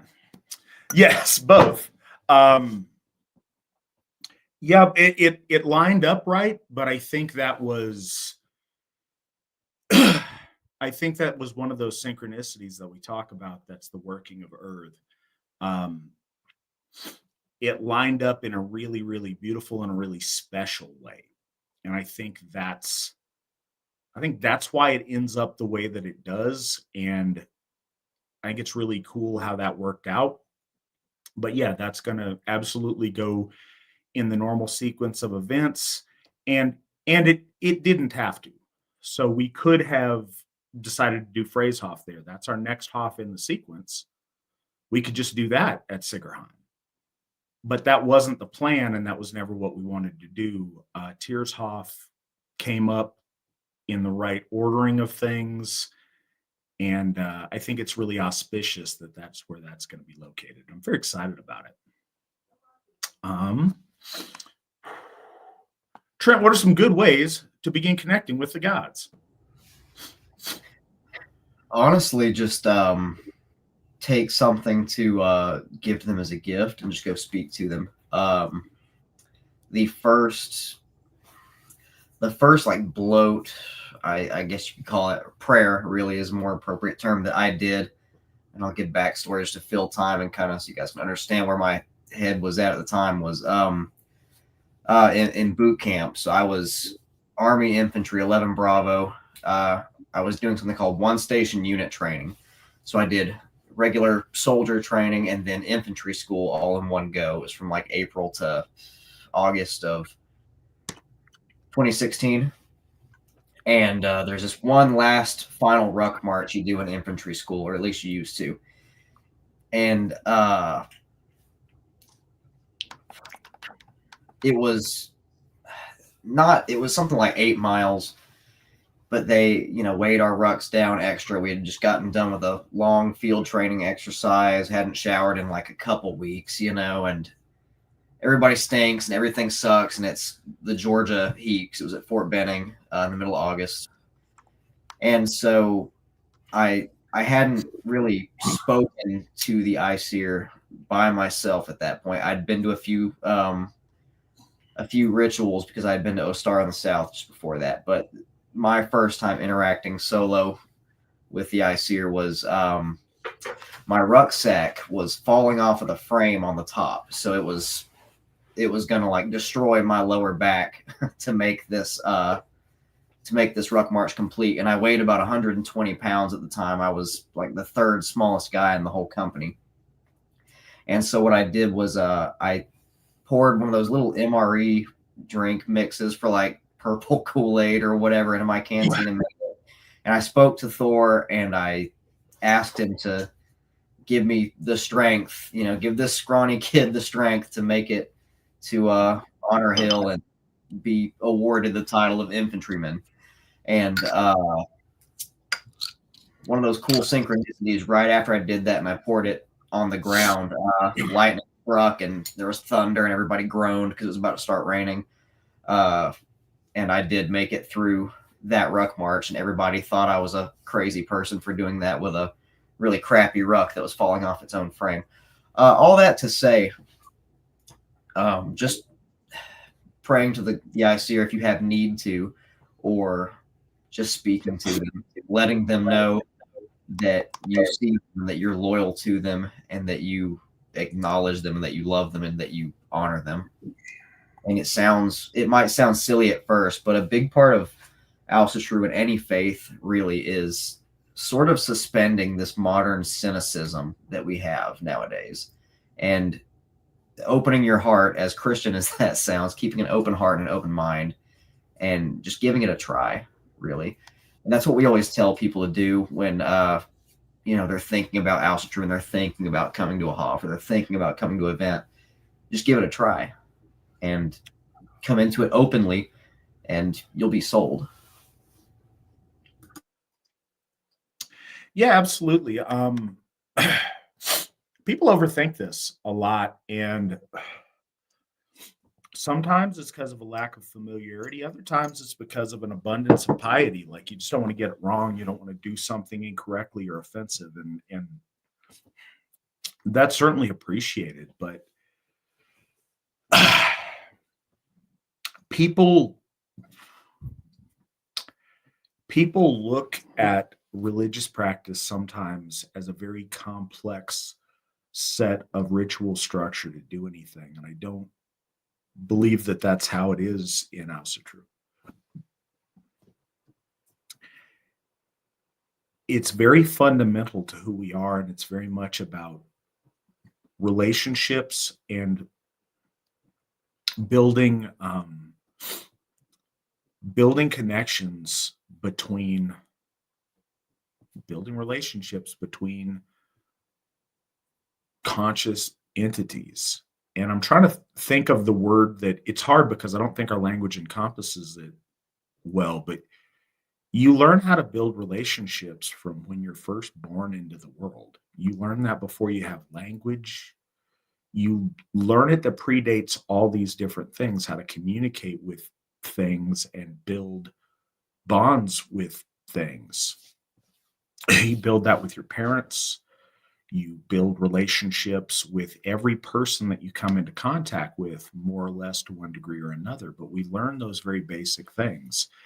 And the more heartfelt and unencumbered by complications you make it, the better you are as a place to start. Now, there's all kind of extra that you can do to enhance it or to do ritual. There's a lot of things you can do, and we're happy to talk about those, but fundamentally, there is a point where you are not reaching out to the gods, and then there is a point where you are. All of the study and pondering, and you can be an expert on the lore and an expert on ancient Asatru practice and fluent in Old Norse, and you can be an expert on the gods and have never once made an offering to them or never once said a prayer to them.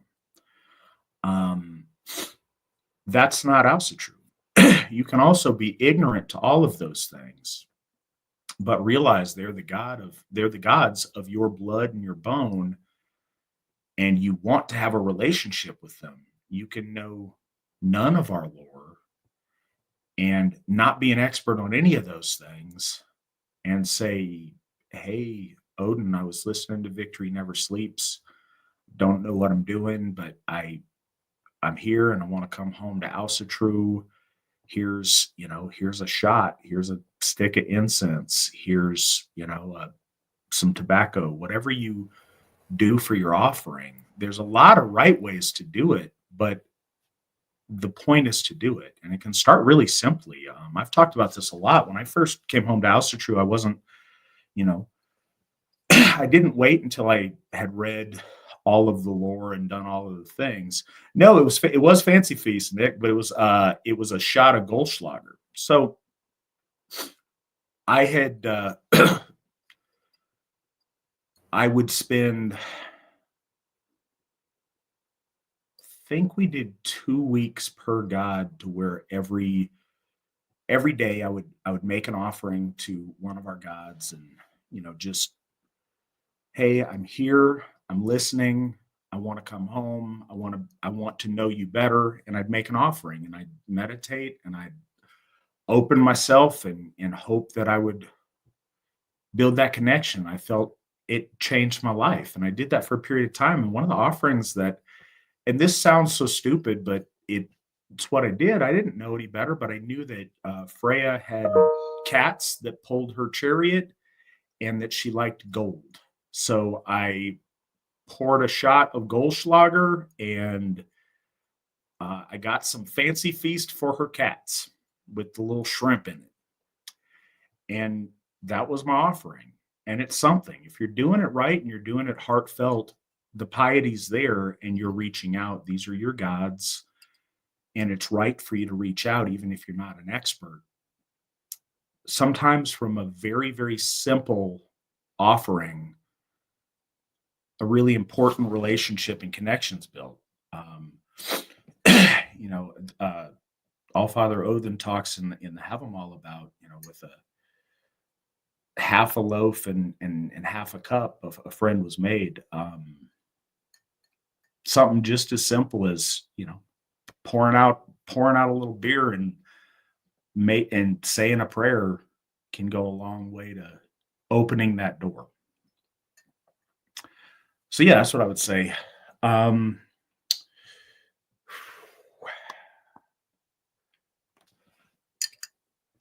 Brandy asks, we have a lot of talented folk in our midst. Can artistic endeavors such as art, carving, or music be a form of devotion to the Aesir? What say you, Trent?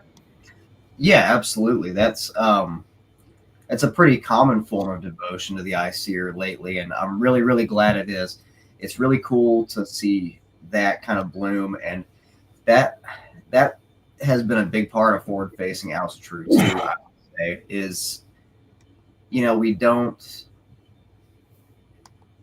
Aesir don't always need to be portrayed as Vikings or whatever. They can be portrayed a bit more piously and stuff. But yeah, to answer the question, yes. Like what Witten Spawn does is the best example, I think. The murals at all of our hofs and the reverence and piety that he puts into that, those are a gift to the Aesir and to us, the folk. And it helps us connect with the Aesir, being able to look at them. The mural at Thorshof in particular, that was the first one he did, and still to this day is my favorite. That think of all the children that have gone to the Hof, that Hof or any Hof, and they're still learning Asatru, even though they're being raised and they're still learning it. And when it's time to go up and hail Thor, they get to look into Lord Thor's eyes, as they're portrayed at least, and hail him, and they get to feel that connection just a little bit better because they can see him. Other good examples, my wife does pretty much all of our AFA art that's not Witten Spawn's murals, actually, and that stuff helps people a lot.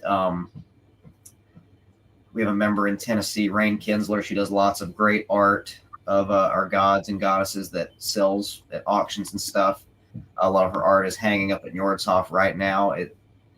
All these things are acts of devotion. They all bring glory to the Aesir, and they bring the folk closer to the Aesir so they can give worship and honor to the Aesir.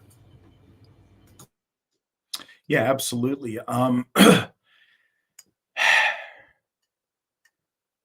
So much of any offering has to do with intention. At the end of the day, there's no shortage of mead in Asgard. They don't need the mead. They need the gesture that's being made by the offering of it. So putting your devotion into any devotional act is an offering to our gods. Being a member of the AFA and contributing to our hofs and stuff that we're doing, that's an act of devotion to the gods. Volunteering to help out doing Asatru stuff that's an act of devotion to our gods. Making art that honors them, be it music, be it poetry, be it sculpture or carving. We have some amazing carvers, painters, I would imagine we have some amazing musicians. Now we do have some really good musicians. All of those things count.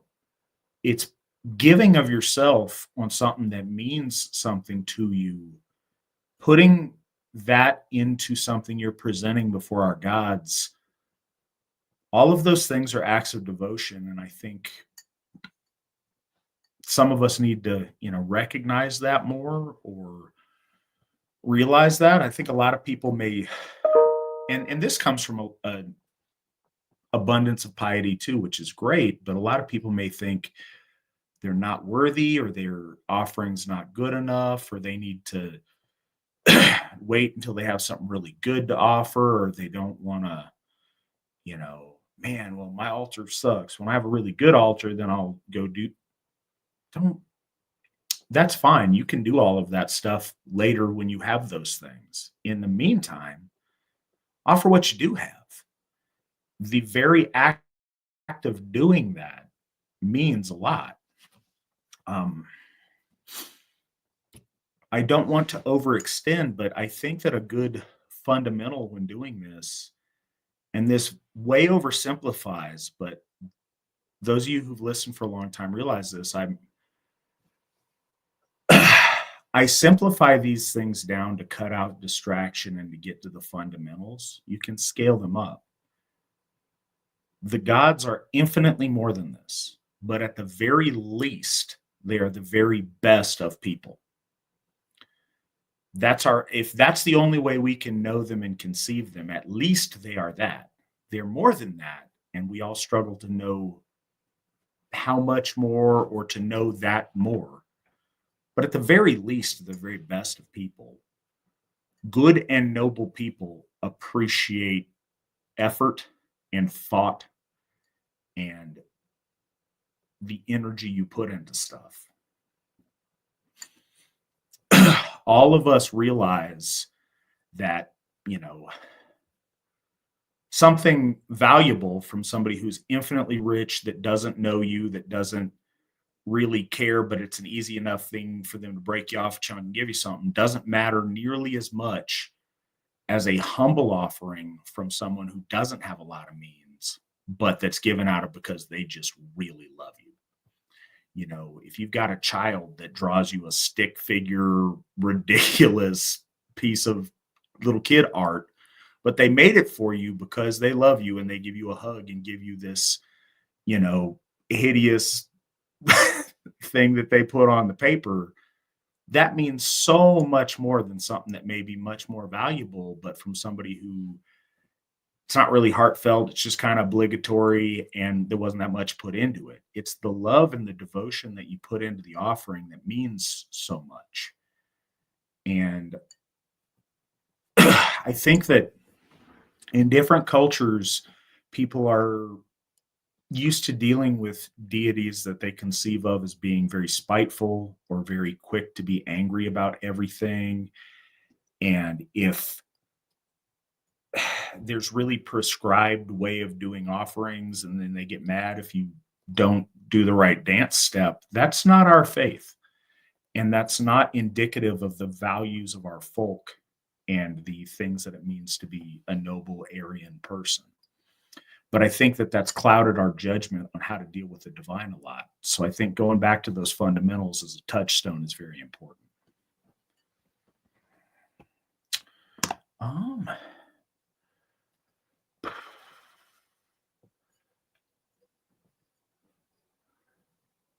Okay, so question.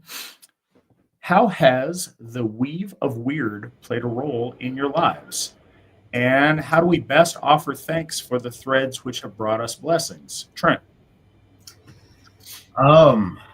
Weird has played a role in my life by, I guess, just bringing me here. There's plenty of times in my life that I can think of where something would happen and it just clicked, and I thought, okay, this is how this is supposed to go. One example, and probably the best example, I guess, is before Alsatru, I was like a super militant, obnoxious atheist. And my buddy, still an AFA member to this day, actually, Dalton Woodward. We were in math class our senior year of high school, and he was telling me about this event he had gone to, a Star on the South 2015, and just hearing about Stephen McNallen's Odin bloat, like flipped a switch in my brain, and I was like, I went from, oh, there is no God, everything sucks, to, oh, okay, this Asatru stuff is real, and I need to make this my entire life. And I followed through with that clearly. So moments like that, though, I've had a lot of those where it just, everything felt right, like it was happening as it should. As far as, what was the question? How many offer thanks for that? Anytime I consult the runes, I pray to the Norns first, and I always start by thanking them for bringing me what they have and putting me on the path that they've woven for me. Even the bad times on that path have made me who I am and gotten me to this, great place that I'm in now. And so that's really what it is. You thank them for it. You can give them offerings just like you would the Aesir or your ancestors.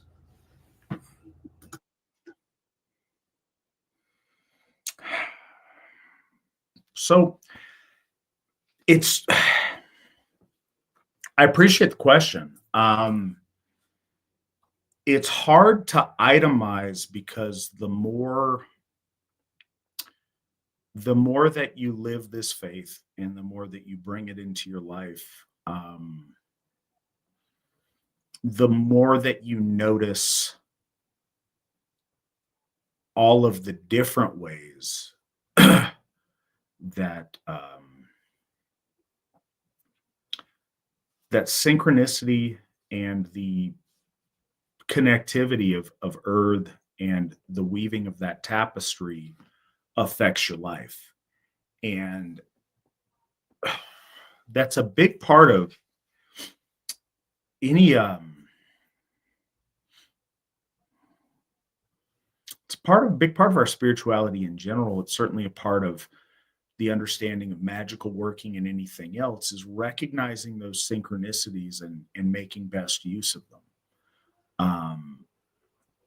The more I mentioned earlier, the more that you bring your life holistically in line with the gods, and the more things start working right and a momentum builds to where things start working in your favor and you start experiencing the blessings in your day-to-day life. I mean,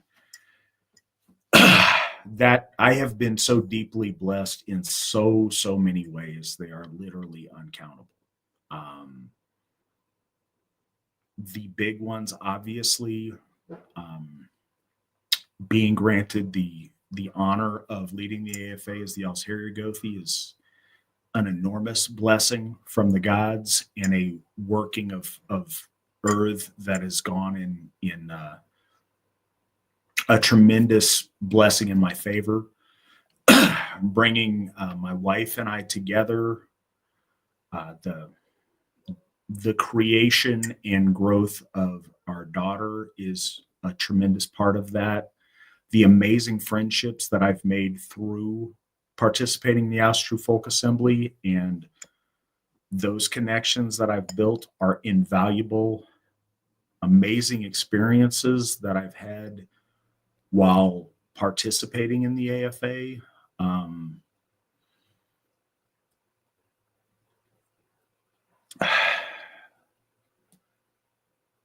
All of the good things in my life are a part of that weave, and I can't draw individual threads out as distinctly. I'd be here all night, but the blessings are extreme and a lot. I mentioned, ways to give offerings and give thanks, but a big part of it is not just making offerings every now and again that way, but really internalizing those blessings and the fact that you have been blessed and are experiencing those blessings from the Aesir. being thankful isn't something that you do, it's a state of being. You express it through offerings and through prayer and through stuff, but it also is a matter of being aware of it, being cognizant of it, acknowledging it in your life, in your day to day. And I think those day to day things are harder to adjust yourself to than on special occasions, making a special offering. But both are really important. What should newcomers know / read / understand before attending a meetup? Trent? That's a great question. Part of me wants to say nothing, show up. But so there was this big thing in Asatru about 10 years ago where people on the internet, at least, would call it the religion with homework. And I thought that was really cool at the time. Now I find it pretty obnoxious. But you don't have to be initiated into Asatru. It's your birthright, as Whitten Erickson says. If you are a heterosexual white man or woman, or boy or girl, as the Alsherjargothi always says, this is where you belong. This is your home. So in a way, nothing. That said, it is good to read and study and learn as much as possible. It is good and it's fun, frankly. So I would encourage you to come to an AFA event first, and then after, when you're all excited because you just left your first AFA event, then go read as much as you can. Yeah, I would say I don't think there's a lot of prep work you need to do before you go to an event, but I do think that going to a moot, you need to, it all depends on what you're going to, but I think you need to go in there with the right mindset. You need to go in there with an open mind and an open heart and without a lot of preconceptions. I think it's very easy to build up in your head how you think everything ought to be or how you think it should look, and then getting super judgmental of everybody doing things differently than you'd imagined in your head. It's like it's like you had an imaginary conversation with them that they signed up to meet your expectations that they never participated in. Go with an open mind without expectation and just trying to be there and be present and take it for what it is. And I think that's the best way to do it. A lot of people, and this is cool, I'm glad that people have a really high expectation of the AFA, but fundamentally at the end of the day, it's important to realize the AFA and our moots and events, it is a collection of people. It's a collection of people that, I say this, I don't believe in equality, and a lot of our leadership have put a lot of their time, energy, and years of their life in becoming experts in Asatru. So they're not people just like everybody else, but in other ways they are. They're people who hold down jobs, their husbands, their wives, their fathers, their mothers, they're all different ages. They're people in a lot of ways just like anyone else who decided to open up their home, or, hey, you know what, I'm going to take the step of, I'm going to host a moot down the road at the local, the local bar or the local park or the local restaurant or whatever they decided to do. So keep that in mind. At some of our bigger events, it's a little bit different, but go there accepting what you get and in the spirit of hospitality and with an open mind and an open heart. And I think that's the best preparation you could have to go to something.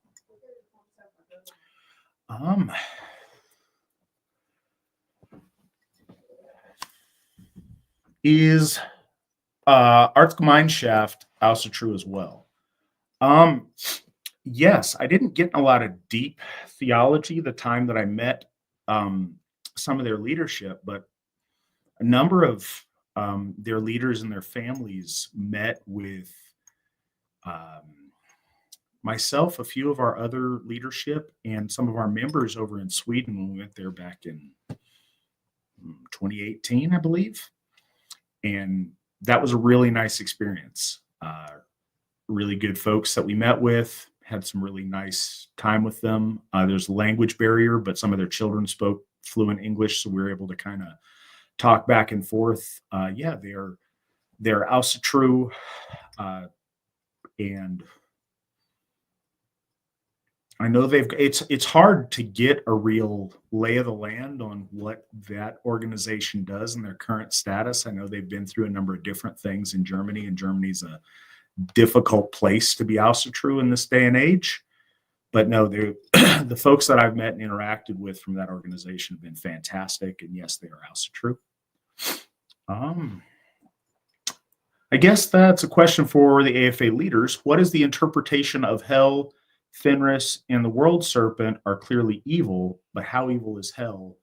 Just half so? So this is a contentious thing, and I think a lot of people come with long-standing taboos against interaction with hell. I have much less of that than other people do. She's not one of the Aesir, and not someone that we include in our worship, but I don't think that she's bad or evil or aligned badly that way.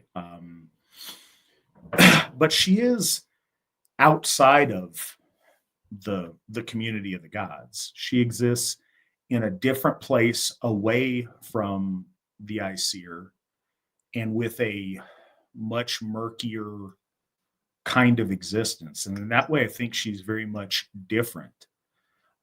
I don't think that one ought to seek enmity with her or disrespect her in any way. And I do think there are a number of occasions involving interaction with the dead and relevant to the dead where it is appropriate to give her a certain amount of honor and make offerings. But we don't regularly include her in our worship. The times that we see her in the lore, though, it's worth noting that the part of the afterlife that she's responsible for isn't about like tormenting or torturing or doing bad things to, bad people who die.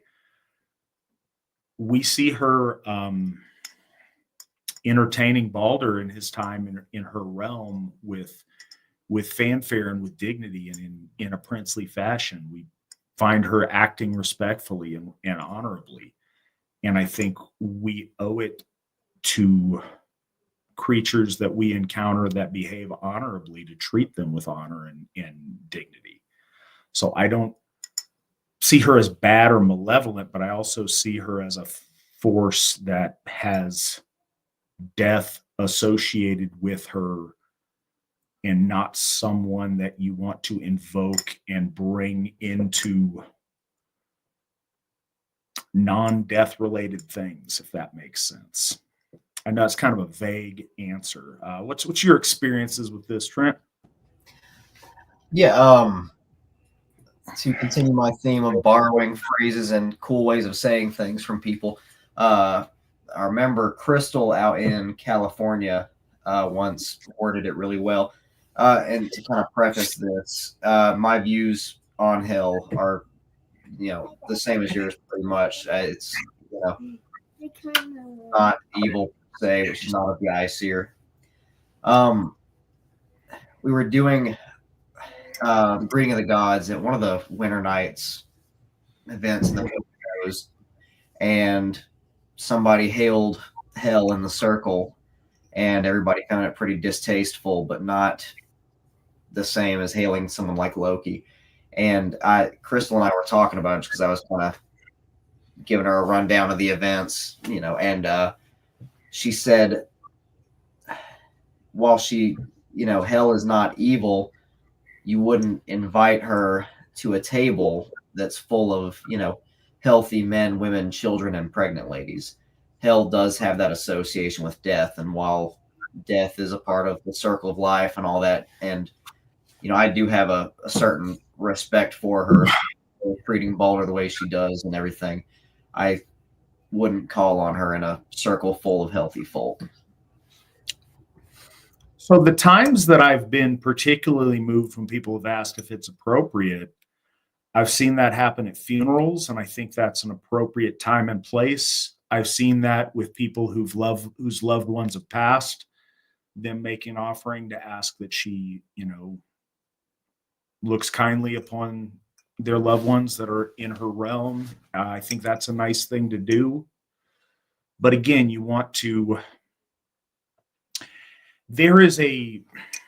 details matter. There's a time and a place for things. An offering of respect or giving a gift out of courtesy or respect on that is one thing. Inviting and invoking and bringing that force into your life and into other people's life is not, I don't think that's something that you want to do. And so it's a subtle difference, but it's an important difference. And then I have a question from Albert Goldsteinberg. I've heard of Christians being led into the AFA while retaining their Christian faith. So I've heard of that too. The times that that's happened, that wasn't known when they got let in, and when it was found out, then they've been confronted's not the right word, but like, hey, there's some kind of misunderstanding. That's not what we do here. And then they've, been separated from membership. No, the AFA, we're a church, and you cannot be Christian and Asatru at the same time. That's not ever been a common thing, but we've had some folk builders in the past that didn't really get what we were doing. They were just trying to beef up numbers. So they got a lot of their friends that were generally ideologically aligned with us on some things to just join up without really embracing our religion. And times that we've noticed that, we've put a stop to that as quickly as possible. We don't ever want people to join or be part of what we're doing under false pretenses. That's never been an okay thing.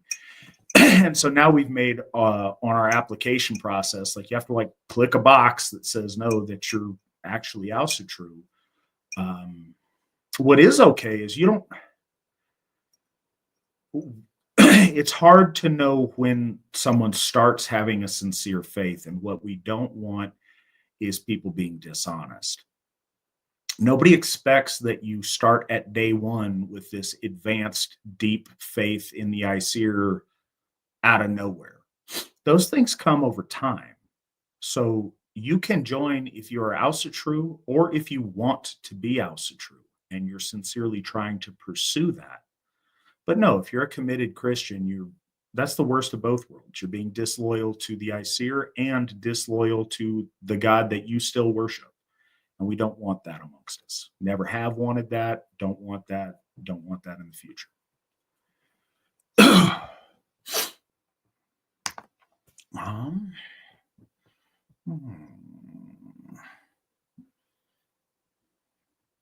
Oh, appreciate that. Hamowitz donated $10 to the AFA General Fund. Thank you so much for it. We appreciate it. We appreciate all your guys' generous donations. Gothi East, we appreciate having you on this evening. It's always nice to have you. We just got another question pop up, so I was reading it real quick. I'm sorry about that. Anybody who's listening, that was an awkward pause.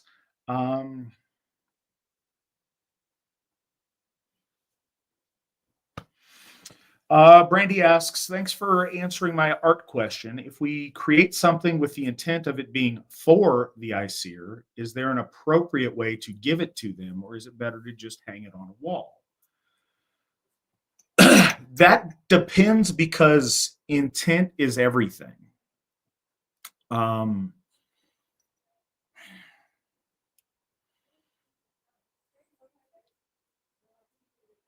Both. Very often, if we have a really specific offering to the gods, like a lot of us, one thing that we do is kind of a tradition in the AFA. Different people do it a little bit differently. We will make, so we just celebrated the Feast of the Einherjar.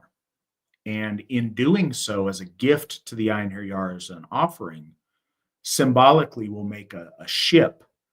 And within that ship, put offerings for the Einherjar or perhaps to Allfather Odin. Sometimes we'll do that by writing notes or writing a message, writing a prayer, writing something heartfelt and put the note in there. Other people, put a picture in or something they made or something nice, and then you offer it up into the fire, symbolically sending it up to the halls of the gods. And I think that's a really good way to do an offering. That's a one and done between you and the gods offering. But it's also a devotional act to make a piece of art that honors one of our gods and goddesses for people to be inspired by. It is an extreme act of devotion that Witten Svan paints the beautiful murals at our Hofs. Those inspire hundreds, thousands perhaps of people to worship our gods and conceptualize them in a certain way and bring them closer to an understanding of our gods and bring them closer to our gods. I think that's a completely appropriate thing. I think giving an offering of something you made to the Hof is absolutely giving it to the gods. I think offering it in the fire or whatever as an offering is a way to do that. But I also think making it and keeping it around, using it ritually and having it exist to inspire people is a gift to the gods as well. It all depends on the intent that you do with the piece that you make. So I don't think there's just one right answer to that. What are your thoughts on it, Trent? I mean, pretty much what you said. It depends on the intent. If it were me and it were for the gods specifically, it was to give to the Aesir, I would burn it. That's my favored way of, getting something to the Aesir. But it, like with Witten Svan's murals, there is a lot to be said for it serving a purpose for the Aesir rather than giving the physical thing to the Aesir. It all just depends. But yeah, if you were going to sacrifice it, burning is a cool way. Depending on what it is, our ancestors believed that waterways were sort of roads or thoroughfares to give things to the Aesir or to just be on the Vale in general. And I don't recommend throwing random stuff into your local creek or anything like that. But, if it's something appropriate, that's a cool way to give something to the Aesir as well. I've hung things in trees as offerings. I've buried things, burned things. I've sunk things in water. There's a lot of different ways that way. Yeah, it's all about the intent and the purpose that you're doing it. But the intent matters, the art matters, the effort that you put into it, the purpose that you put into it. It makes a lot of difference. So I think this is a really cool question. Oh, okay, first, before we get to it, Blaine bought us 2 coffees, one for the Alsherjargothi and one for his big homie Trent. So for my coffee, thank you. I appreciate it. What say you, big homie? Yeah, I appreciate it. Blaine's a good guy. He been friends for a while. It's really cool that he joined the AFA and is getting to be a part of all this. I'm excited for him to kind of learn more and get involved. He's in the Phrasehof area too, so when we get that founded, hope to see him there at the dedication. Fantastic. Well, we're glad to have you, and I appreciate the donations. And then this one, last question of the night, but I think it's a really important one, and I'm glad it is building on stuff we talked about. What if you're a Christian questioning? What if you're a Christian questioning, wanting to learn more, and are unsure? So, okay, Trent, what do you say on that one? We'll give you the first shot at it. I say, yeah.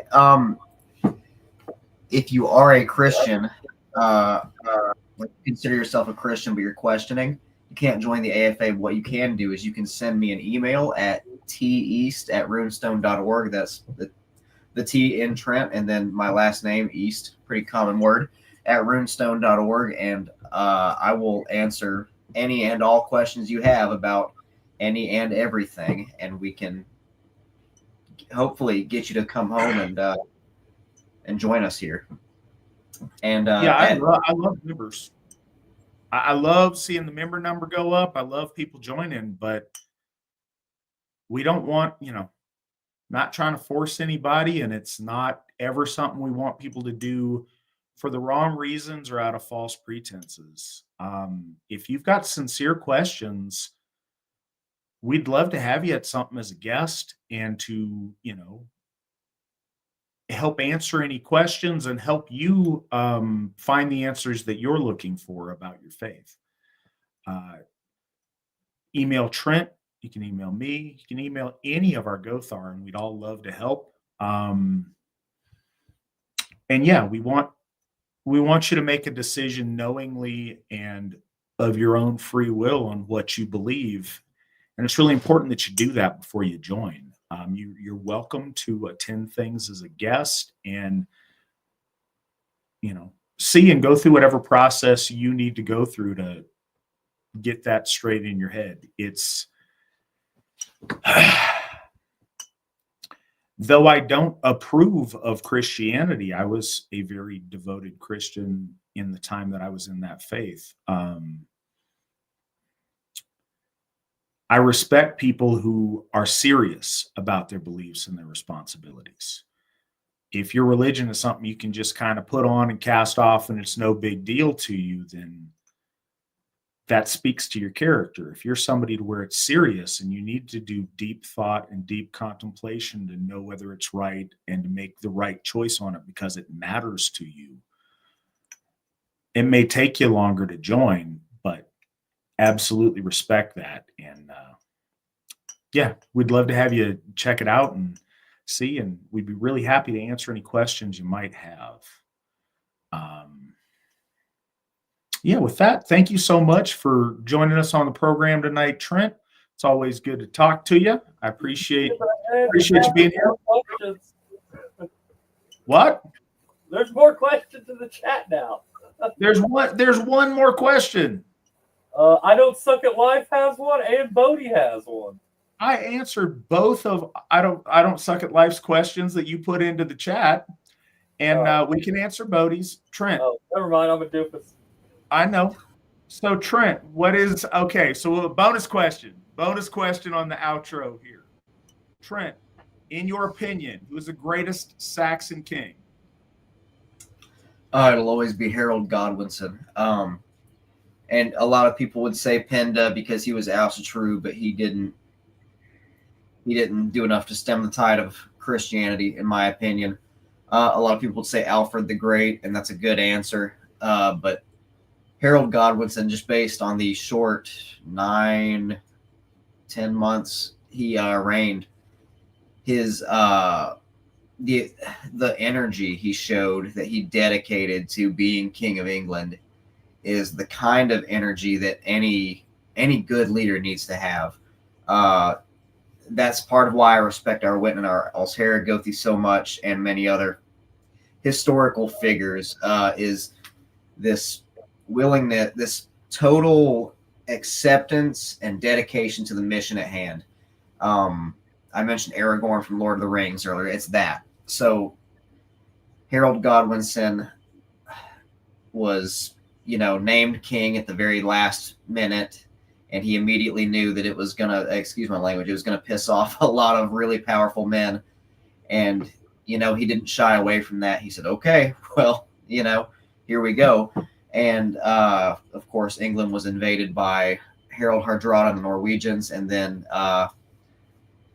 incidentally, my direct ancestor, William the Conqueror, and the Normans. And Harold marched north to fight Harold Hardrada and his own brother, and he won that handily. And without giving his men any time to rest or to recover, he stuck to the mission, went straight south, and fought till his dying breath against William the Conqueror. And even though he lost and England took a less than positive change, that's something that inspires me to go back to an earlier question. I think about that probably daily, that sort of doom-driven path of this is what needs to be done. This is why I'm here. I'm going to do it, come hell or high water. So, yeah, Harold Godwinson, all day, every day. There you have it. All right, guys. Well, thank you so much. I look forward to talking to you guys all again a week from now. Until then, remember, hail the Iseer, hail the folk, hail the AFA, and victory never sleeps.